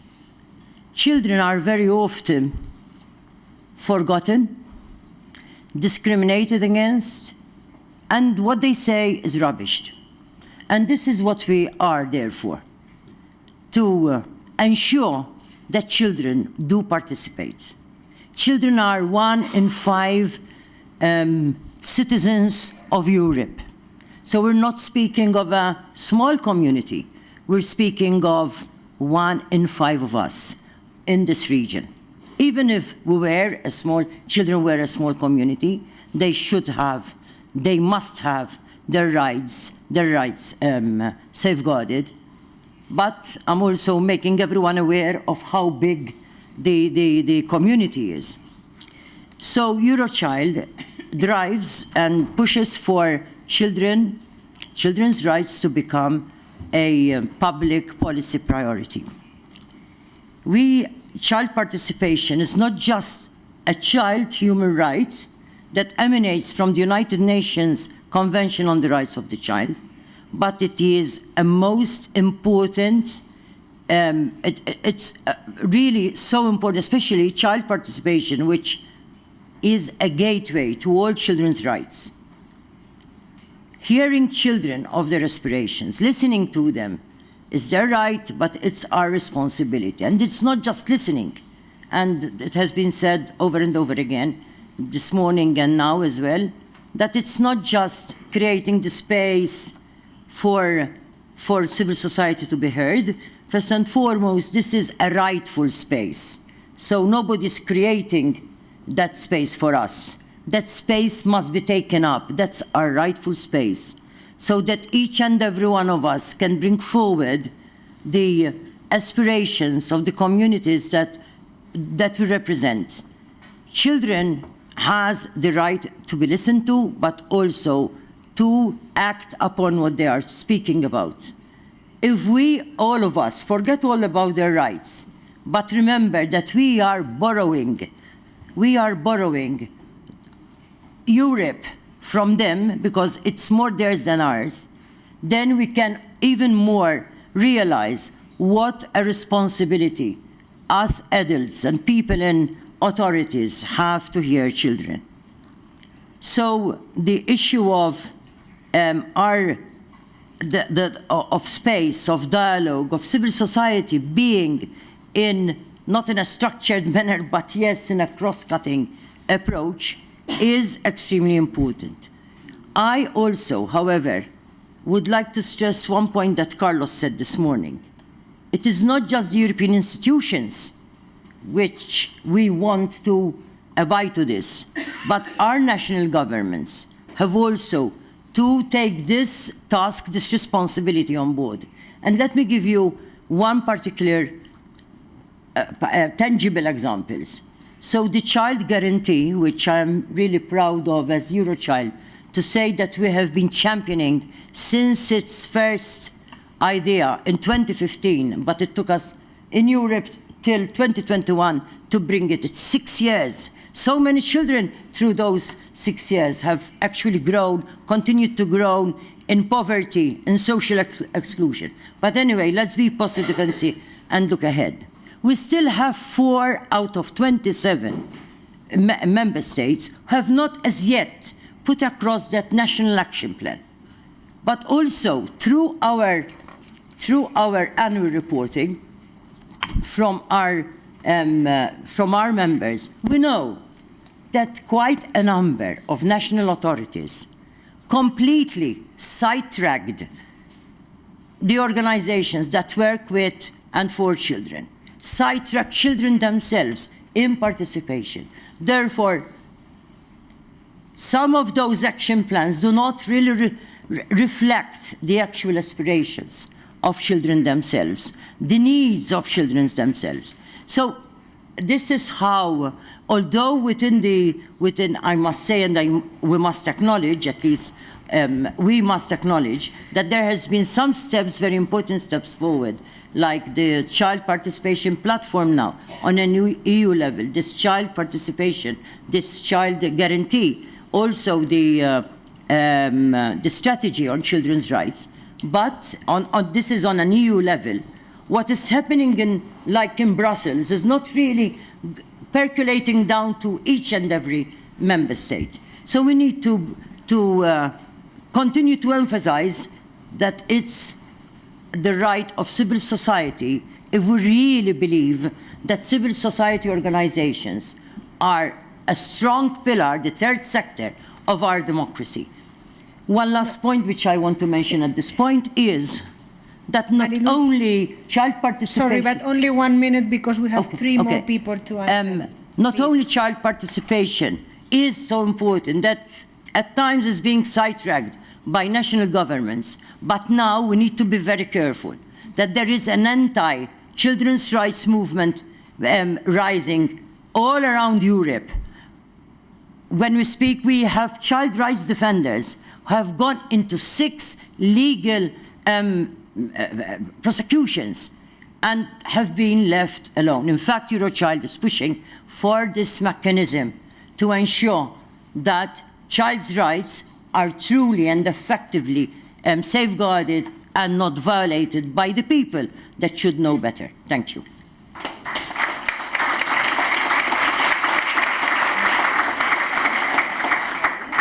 Muchas gracias. Thank you. Now, Gabriela, then Ron and Lucy, you will also have the opportunity to comment on this second question.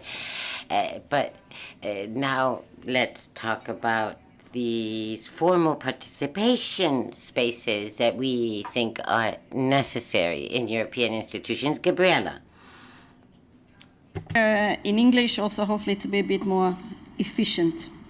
So now I'm speaking from the perspective of Center for European Volunteering. So we're a European platform supporting and promoting all kinds of volunteering across Europe. Plataforma Voluntaria de España is, of course, our member here in Spain, amongst others. When we look at the way that we are involved in the creation of volunteering policies at the European level, it's really quite limited. You mentioned that we're on the Advisory Council for the European Solidarity Corps. The European Solidarity Corps is, of course, the flagship program for volunteering in Europe. But European policies which impact on volunteering are much broader than the European programme. And this is where we are always pushing and fighting and trying to find the space where we can speak about volunteering in all the different policies which impact on us, not just the official programs. Even for the official programs, when the new program, European Solidarity Corps, was announced, it was not a given that there would be formal spaces for dialogue with the experts. Luckily, when we're in Brussels, and that's why many of us as European networks have our office in Brussels, that we have the chance to informally know people. People know us, they know who to call. But it shouldn't be only based on that. It should be based also on the formal networks, the formal places where the structured dialogue can take place. And eventually, with the European Solidarity Corps, we did manage, I think, to create a program which is more or less fit for purpose, always some improvements to make, of course. But if you compare with the initial proposal, we had a lot of work to do within that structured dialogue frame to make it something useful. And that's why these formal spaces are so important, because the politicians, the policymakers themselves, who are not experts in the field, cannot be expected to come up with the explanations and the policies and programs which are really needed. I think you're all one way or another connected with volunteering, and you know that volunteering needs to be there, needs to be in a space based on dignity and freedom. We need to have independent and inclusive engagement that's open to everyone. And unfortunately, still so many policymakers see volunteering just as free work. They see volunteering as a service delivery, task delivery mechanism. There's a lack of understanding about the deeper meaning of volunteering around democracy, around social inclusion, around solidarity. And it's only through these spaces of dialogue that we can correct these misconceptions and increase the understanding around volunteering that's so important. It's also important that we are often, civil society, the ones that make links and make the synergies between the different policies. In many European countries, there are quite big conflicts between volunteering policies and, for example, social and welfare policies, where people claiming benefits are not allowed to volunteer, are not encouraged to volunteer because of some misunderstandings or some rules about what volunteering is or what benefit claimants have to have. So the formal spaces where volunteering representatives are there can create these synergies between the different government departments, which often are not there by default. Just to mention a few areas concretely where volunteering is an important element of the European policies, but where we are not invited because there's no volunteering in the title. For example, in the proposed European Civic Service, we are not very involved. We have to again push for the space. In the European Care Strategy, there are many, many volunteers across Europe involved in the care sector. We are not involved, we are not invited in the development and the discussions around European Care Strategy. The Future of Welfare report, again, we are there at the fringes, but volunteering is not centrally in the discussion. So there are really many examples where it's important for our sectors of civil society to be there, but because we are not in the title or in the main theme, or we don't have the contacts with those policy areas, we are not invited. And that's why the formal space is really important, and the policymakers do it, as I mentioned before in my earlier intervention, they do it as a matter of general practice rather than a nice thing that you would add on, a nice thing that you would do afterwards. I will just mention one more thing in this part as well, something from the side of Civil Society Europe. There is a mechanism, it's now available online, it used to be a book, called Who's Who in the European institutions, which used to list every body, every person in every DG, every unit, every policy officer. So at least somehow, if you could navigate that huge organogram, find who were the people that you needed to speak with on certain issues. There's been a decision taken, I think, by the European Commission, but I'm not exactly sure by who, that they're only going to publish the names of the top officials in this book. So actually the people working on the day-to-day portfolios of some of the things I mentioned, for example, it will now become impossible for us to know even who we are going to talk to. And this is something that at Civil Society Europe we are asking a question: what is the logic of this decision? Why to create this barrier between advocacy actors and the people who are dealing with these files, dealing with these portfolios? We didn't have a reply. We're probably going to be going to the Ombudsman and really trying to understand why additional barriers of access to dialogue with policymakers are being created, rather than removing barriers, or at least maintaining the access that we already had. Thank you.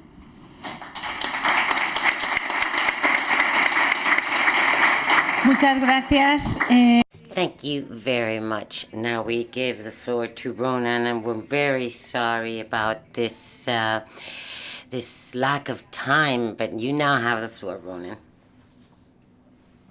Thank you very much. I will be very, very brief. I think there's very little I can say that hasn't already been said, both by the first panel and also by this panel as well. But maybe just to focus in a small bit in the formal spaces, because I think there's an important distinction that needs to be made. I think in many regards the EU has made huge progress in involving third sector actors, not-for-profits, NGOs, etc., in their different in their different coordination groups within the context of structured dialogue, etc., etc. I mean, it was mentioned already by Katerina Ivankovic this morning, the European Platform on Combating Homelessness, where we see the Commission, third sector actors, and the member states are working together to end homelessness by 2030.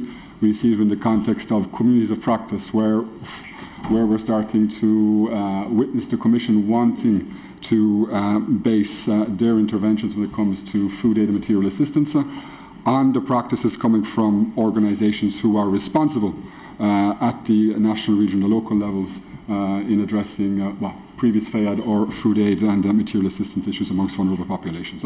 So by and large, it's good. By and large, it's good, and it's difficult not to compliment on some levels. Where we fall back, and we have to understand that this formal spaces are only as strong as their weakest link, and the weakest link is at member state level. The weakest link is at member state level, and it's always been at member state level. The common, response we get from the Commission at times when we bring social policy or social inclusion issues to their attention is that this is a competency for member states. It's not a competency for the EU. And we can only help and support in the context of what we can provide through these formal spaces for participation. When we look at the member state level, I mean, I think it's maybe just to kind of be very, very brief about it, but I mean, I think it's something that most people who've engaged at national level are probably very, very aware of. There are three key issues. One, first and foremost, is that there's a lack of recognition of third sector actors, particularly those, I would say, who are very, very active in the implementation of social services, so social service providers, developers, and budgeters. Classic example of this, it was mentioned, the energy crisis, cost of living crisis, which, by the way, we haven't got out of. We forgot, that cost of living is still on the increase in Europe. Some initiatives were undertaken by different member states to support vulnerable communities, vulnerable households, but at the same time, those organisations coming from the third sector who provide crucial social services at the local level received no such support. And by their very goodwill, kept their doors open. And I think in some ways, maybe that's used against third sector actors and not-for-profit organisations that because, we don't want to betray the trust of those we serve, we keep our doors open. The other example is a lack of investment. I mean, this has been mentioned before this morning. It can't be mentioned enough. Again, I mean, classic examples, we had the Recovery and Resilience Facility, which was launched by the Commission to address the social and economic fallouts of COVID-19. You can go through those national plans. I'm glad that Spain, the Spanish government, consulted with the third sector. That's the exception, not the rule. In a vast majority of the member states, there was no mention whatsoever of social services, social service providers, or indeed third sector actors supporting them, despite the fact that during COVID-19, when most services were closed down, they're the ones who were ensuring continuity of care. They were the ones ensuring that people were reached, and of course as well ensuring that a social protection health system was maintained and functioned. The very last point, I mean, just to touch on as well, I mean, as we mentioned again by everybody, is this idea of dialogue.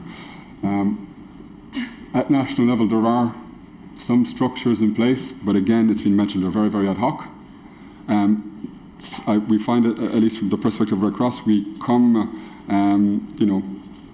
with an agenda that's already been provided to us, not one that we have the input into, and therefore we input based on those requirements coming from the people, in this context, predominantly member states, in terms of what we can or what we should do.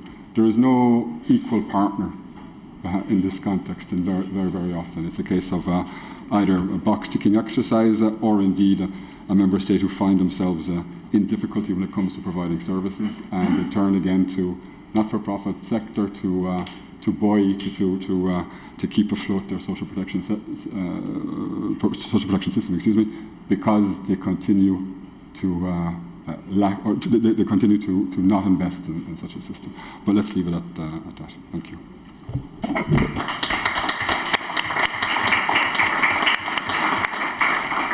Muchas gracias. Thank you. We now give the floor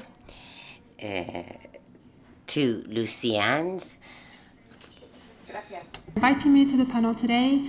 A lot of great things have already been said, so maybe I will just highlight a few of them, and from the perspective of Caritas Europa. So, for Caritas and for many other faith-based organizations, we really have the privilege of working with local communities so closely. We are a network of 49 national Caritas organizations with hundreds of dioceses, and each one of those is based on the local parish level. So as a result, we have the privilege of supporting around 25 million people across Europe. We have a deeper understanding of the local challenges that they face for many communities, such as Roma, migrants, families in or at risk of poverty. We have on-the-ground insights into the situations that push them into poverty and marginalization through the services that we provide, such as childcare, long-term care, counseling, and many others. Therefore, we are very well placed to offer our grassroots expertise, our knowledge from the local level, when it comes to issues of social justice at national or European level, and to be able to share the experiences of people experiencing poverty with policymakers. One thing I want to mention, of course, is that civil society can really make an important difference. We can really have an impact. We are the true advocates for people experiencing poverty, and our voices often counterbalance with those who have for-profit interests, who don't have the interests of workers or the common good at heart. And there are many occasions at EU and at national level where the voices of civil society have led to dramatic improvements in policy and in people's lives who are affected by it. Just to give one brief example, we did a lot of work together with other European social organizations and social platforms on the Adequate Minimum Wages Directive at EU level. And it was through the work of civil society that we helped to ensure that the adequacy of minimum wages would be set through the price of a basket of goods and services, which explain a little bit and indicate the cost of living and give an idea of what the purchasing power of minimum wages actually are. And we helped to also include the reference to the international indicator on 60% median wages and 50% average wages, which is the poverty threshold, designed as a poverty threshold.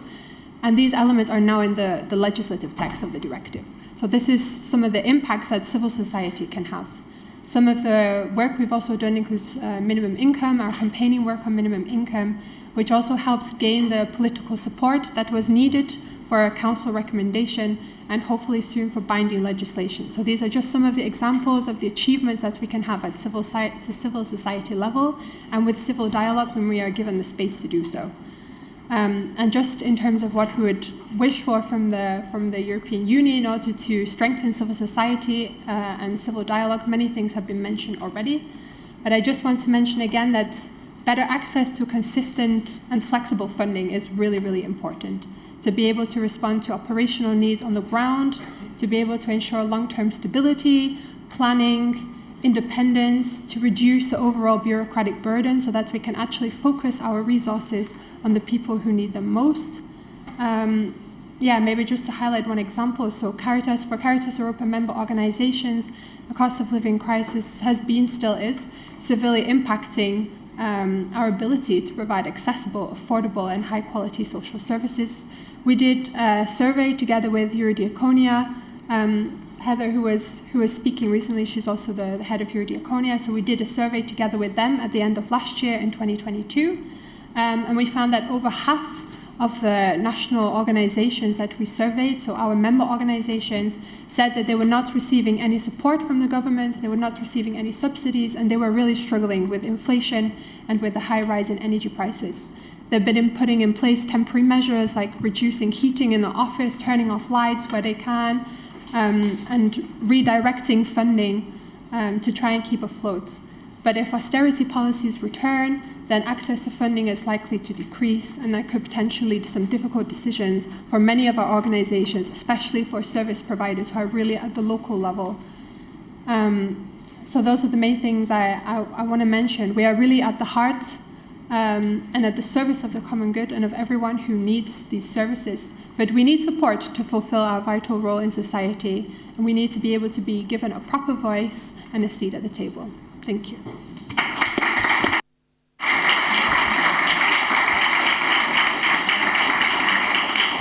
Pues muchísimas gracias. Well, thank you so very much for all your contributions. I let you rearrange your thoughts for your second question. I'm going to ask you for a sentence, something significant to regarding a demand of the third sector for the European Union to improve your sustainability and impact on European democracy, what you need to be able to change laws, to have a voice, to have an influence on what is being done, that must be as diverse as possible, that must be feasible, accessible, and fit in every kind of person, especially the most vulnerable and those who need these policy changes the most. So, beginning this time with Lucy, could you please, do you have a demand to convey to the European Union now that Spain's going to have the rotational presidency? What can we convey? For us, it's this consistent and flexible funding that we really need. But beyond this, it's also about having a formal recognition of the role and of the value of civil society, and ensuring that, for example, rising populism and polarization doesn't erode trust in civil society organizations, because it's really essential that the citizens trust in us, because we are the ones who are the representatives for them. We can provide a platform for them, and that's what we aim to do. We need EU policymakers to speak up, to promote civil society organizations, to commit to protecting and supporting us through different policy measures, and ensuring that any policy that impacts the civil society sector is in line with fundamental rights. I'll stop there. Muchas gracias. Ronan, os dejo una frase cada uno, todos seguidos.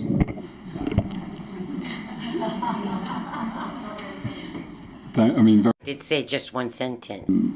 What we're seeing is effective is a bottom-up approach. So that basically means where we have the Commission member states listening to those who have experience and expertise in addressing key issues that we have to address today, like addressing poverty, like addressing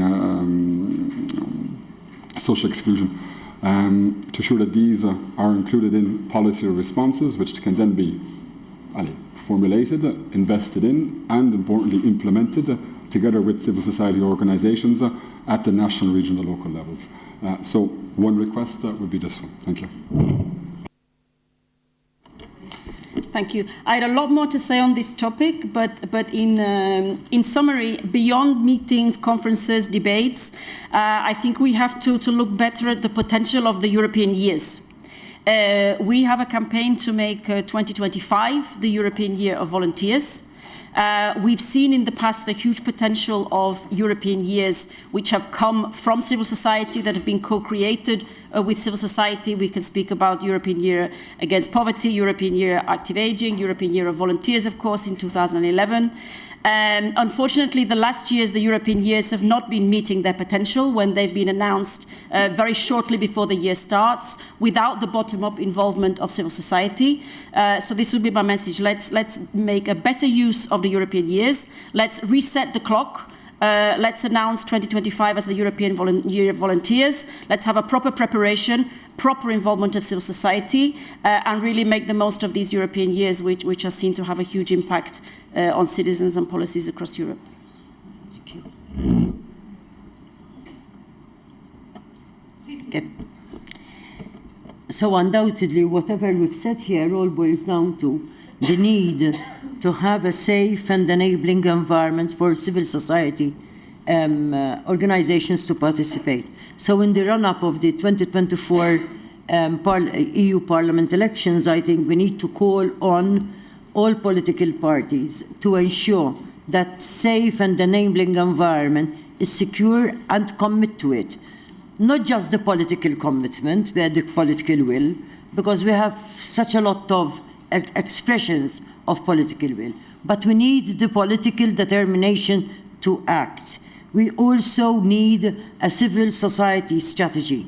Eurochild is already collaborating with Social Platform Europe and the Social Platform and Civil Society Europe in putting together these demands for the elections. But also, we need the funding. We've all been speaking of funding nearly here.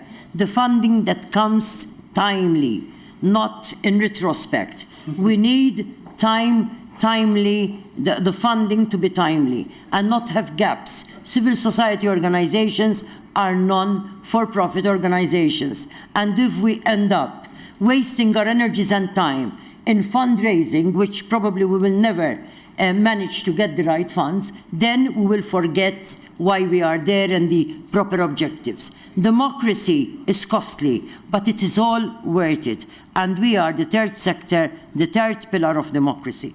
My last point is more involvement of in regular meetings, not the one-off meetings, where like the national coordinators on the child guarantee are being called to speak, where civil society should be present and not in a piecemeal style.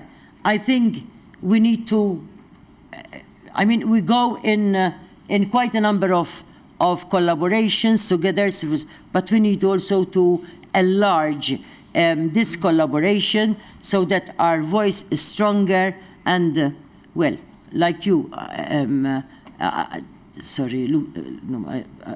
Gabriella. Sorry, Gabriella. Like you, Gabriella.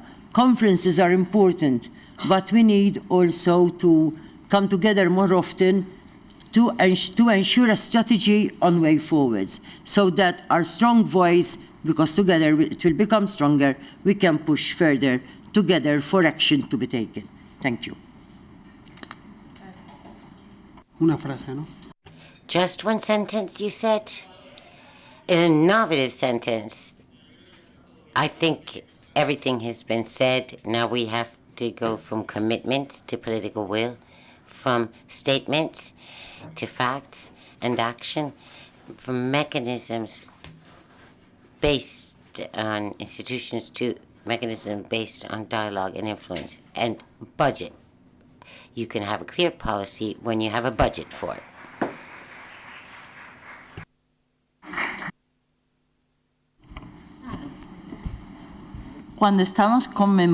When we are commemorating the 75th anniversary of the Declaration of Human Rights of the United Nations, we cannot continue with a Europe that continues to discriminate people by gender, ethnic background, race, religion, migrant condition. It is necessary for the Europe we want to be a Europe of people. And in order to do so, to place people ahead of everything else. First of all, you need effective participation of the third sector that the governance of the EU and its institutions are inclusive, participatory, effective, sustainable. Nothing for anyone in the EU without counting on that person. Thank you.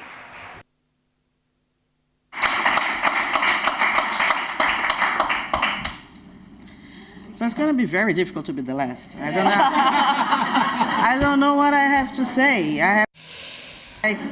I agree with everything, and I have one tweet to conclude the event. Okay, I think we need three things. We need more intersectional approach, and I think for that we have to understand which third sector we are talking about. We do not represent everyone in the civil society. We need to burst the bubble. We need to talk to other civil society platforms.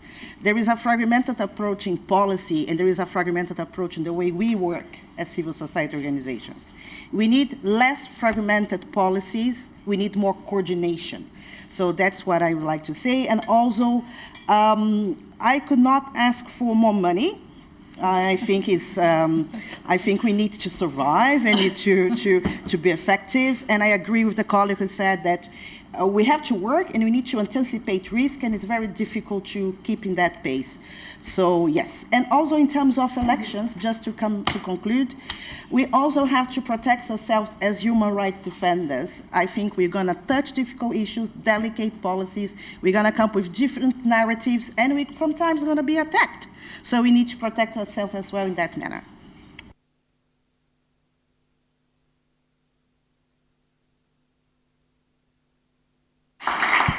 Muchas gracias. No os bajéis todavía para... Thank you all very much. In order to give the President of CELME, the Vice President of the Social Agenda, for his concluding remarks. I'm sorry for not giving you this time. The previous roundtable has taken a long time. Thank you so much for traveling all the way here, and we've taken good note. And we will continue giving a voice to everything that has been said. Luis will be offering his concluding remarks. Buenas tardes y tardes. Para los europeos, sobre todo, se preguntarán que cuándo almorzamos en España. Tarde, pero bien. Eso creo que sí podemos aportar a la culinaria europea, que la cocina española es muy recomendable. Pensé que Natalia, que ha moderado espléndidamente en la tarea ingrata de acelerar y a veces cortar, me iba a decir a mí también, tienes una frase, una palabra, no me lo has dicho. Entiendo que puedo tener alguna más. Gracias a la plataforma del tercer sector por...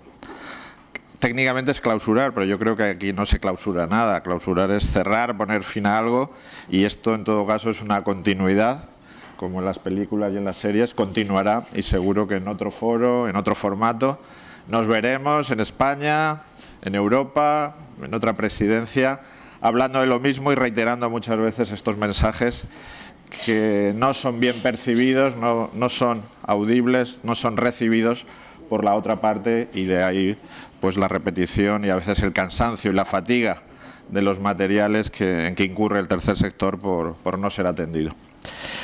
Si nos remontamos a qué es la Unión Europea, o ese proyecto que ahora se llama Unión Europea, tuvo como un origen muy claro, que era un proyecto de paz, en un momento en que Europa era un continuo escenario de combates y de luchas terribles, las dos últimas en el siglo XX, ¿no? Pero un proyecto de paz que es mucho más que la mera ausencia de guerra.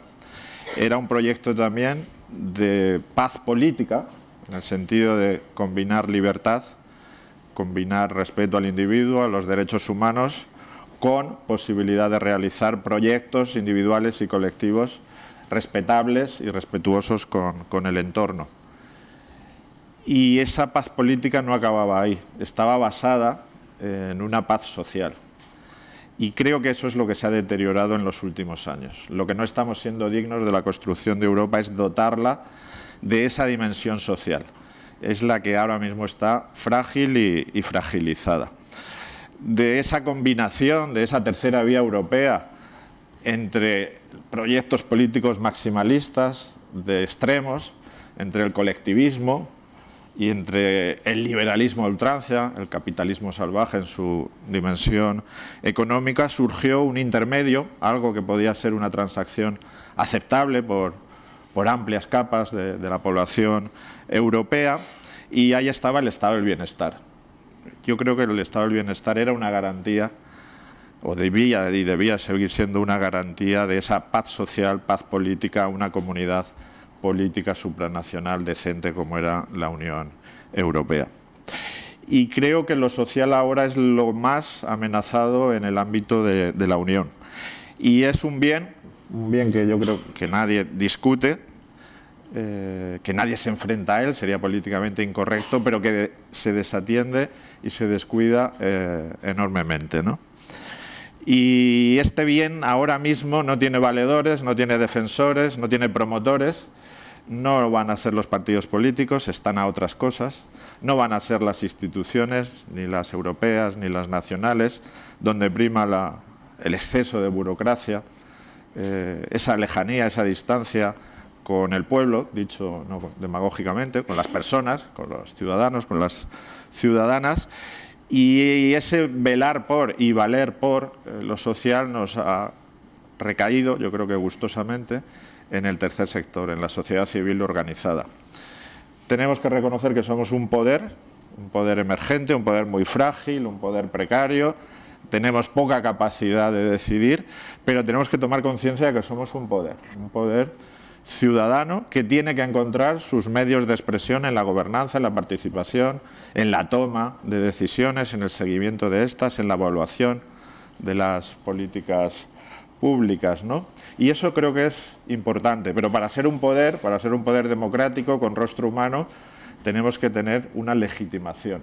Y ahí, creo que se ha hecho en la mesa, lo apuntaba Ana Peláez, es importantísimo que no nos convirtamos en interfaces burocráticas, organizadas, sin que tengamos una base social con cara, con voz, una acumulación de muchas personas, para que no podamos ser un pretexto para ese despotismo ilustrado, todo para las personas, pero sin las personas. Y como poder tenemos que actuar, tenemos que expandirnos, tenemos que persuadir, que convencer, que llegar allí donde se genera cualquier tipo de decisión y hacerla valer, hacerla efectiva. Y creo que bueno, pues la presidencia española de la Unión Europea en este momento, otras, cualquier elemento, canal, vía de llegar a la toma de decisiones, debemos absolutamente cogerla. Porque lo social es calidez y calidad democrática, porque sin lo social se deterioran irremisiblemente todo tipo de comunidades políticas, porque hay amenazas y tenemos frentes de que lo social siempre queda en segundo o en tercer lugar, hay otras modas y no quiero atacarlas, pero siempre hay algo prioritario que nos relega, pues, la digitalización, la transición ecológica, y son cosas absolutamente relevantes, pero lo social no tiene glamour, es cosa de pobres, es cosa de personas excluidas, y casi en los grandes foros pues no llama la atención, nadie saca esa bandera. Nos corresponde a nosotros y creo que debemos hacerlo. Concluyo, me he pasado más de la palabra que nos sugería Natalia. En el mito fundacional de Europa, pues es el nacimiento de un rapto, ¿no? Un dios que se enamora y se convierte en un toro y sube a la grupa a una mujer. Europa tiene nombre de mujer, que es Europa, ¿no? Ahora yo creo que el mayor riesgo de rapto, de secuestro, es que nos quiten lo social, que se descuide, que se deteriore, y eso significará que nos quitarán el modo de ser europeo, que es un modo de ser que el único que debemos admitir como modo de ser europeo es una buena vida para todas las personas con condiciones materiales y espirituales para realizar su proyecto de vida en libertad y en respeto dentro de su comunidad. Muchas gracias.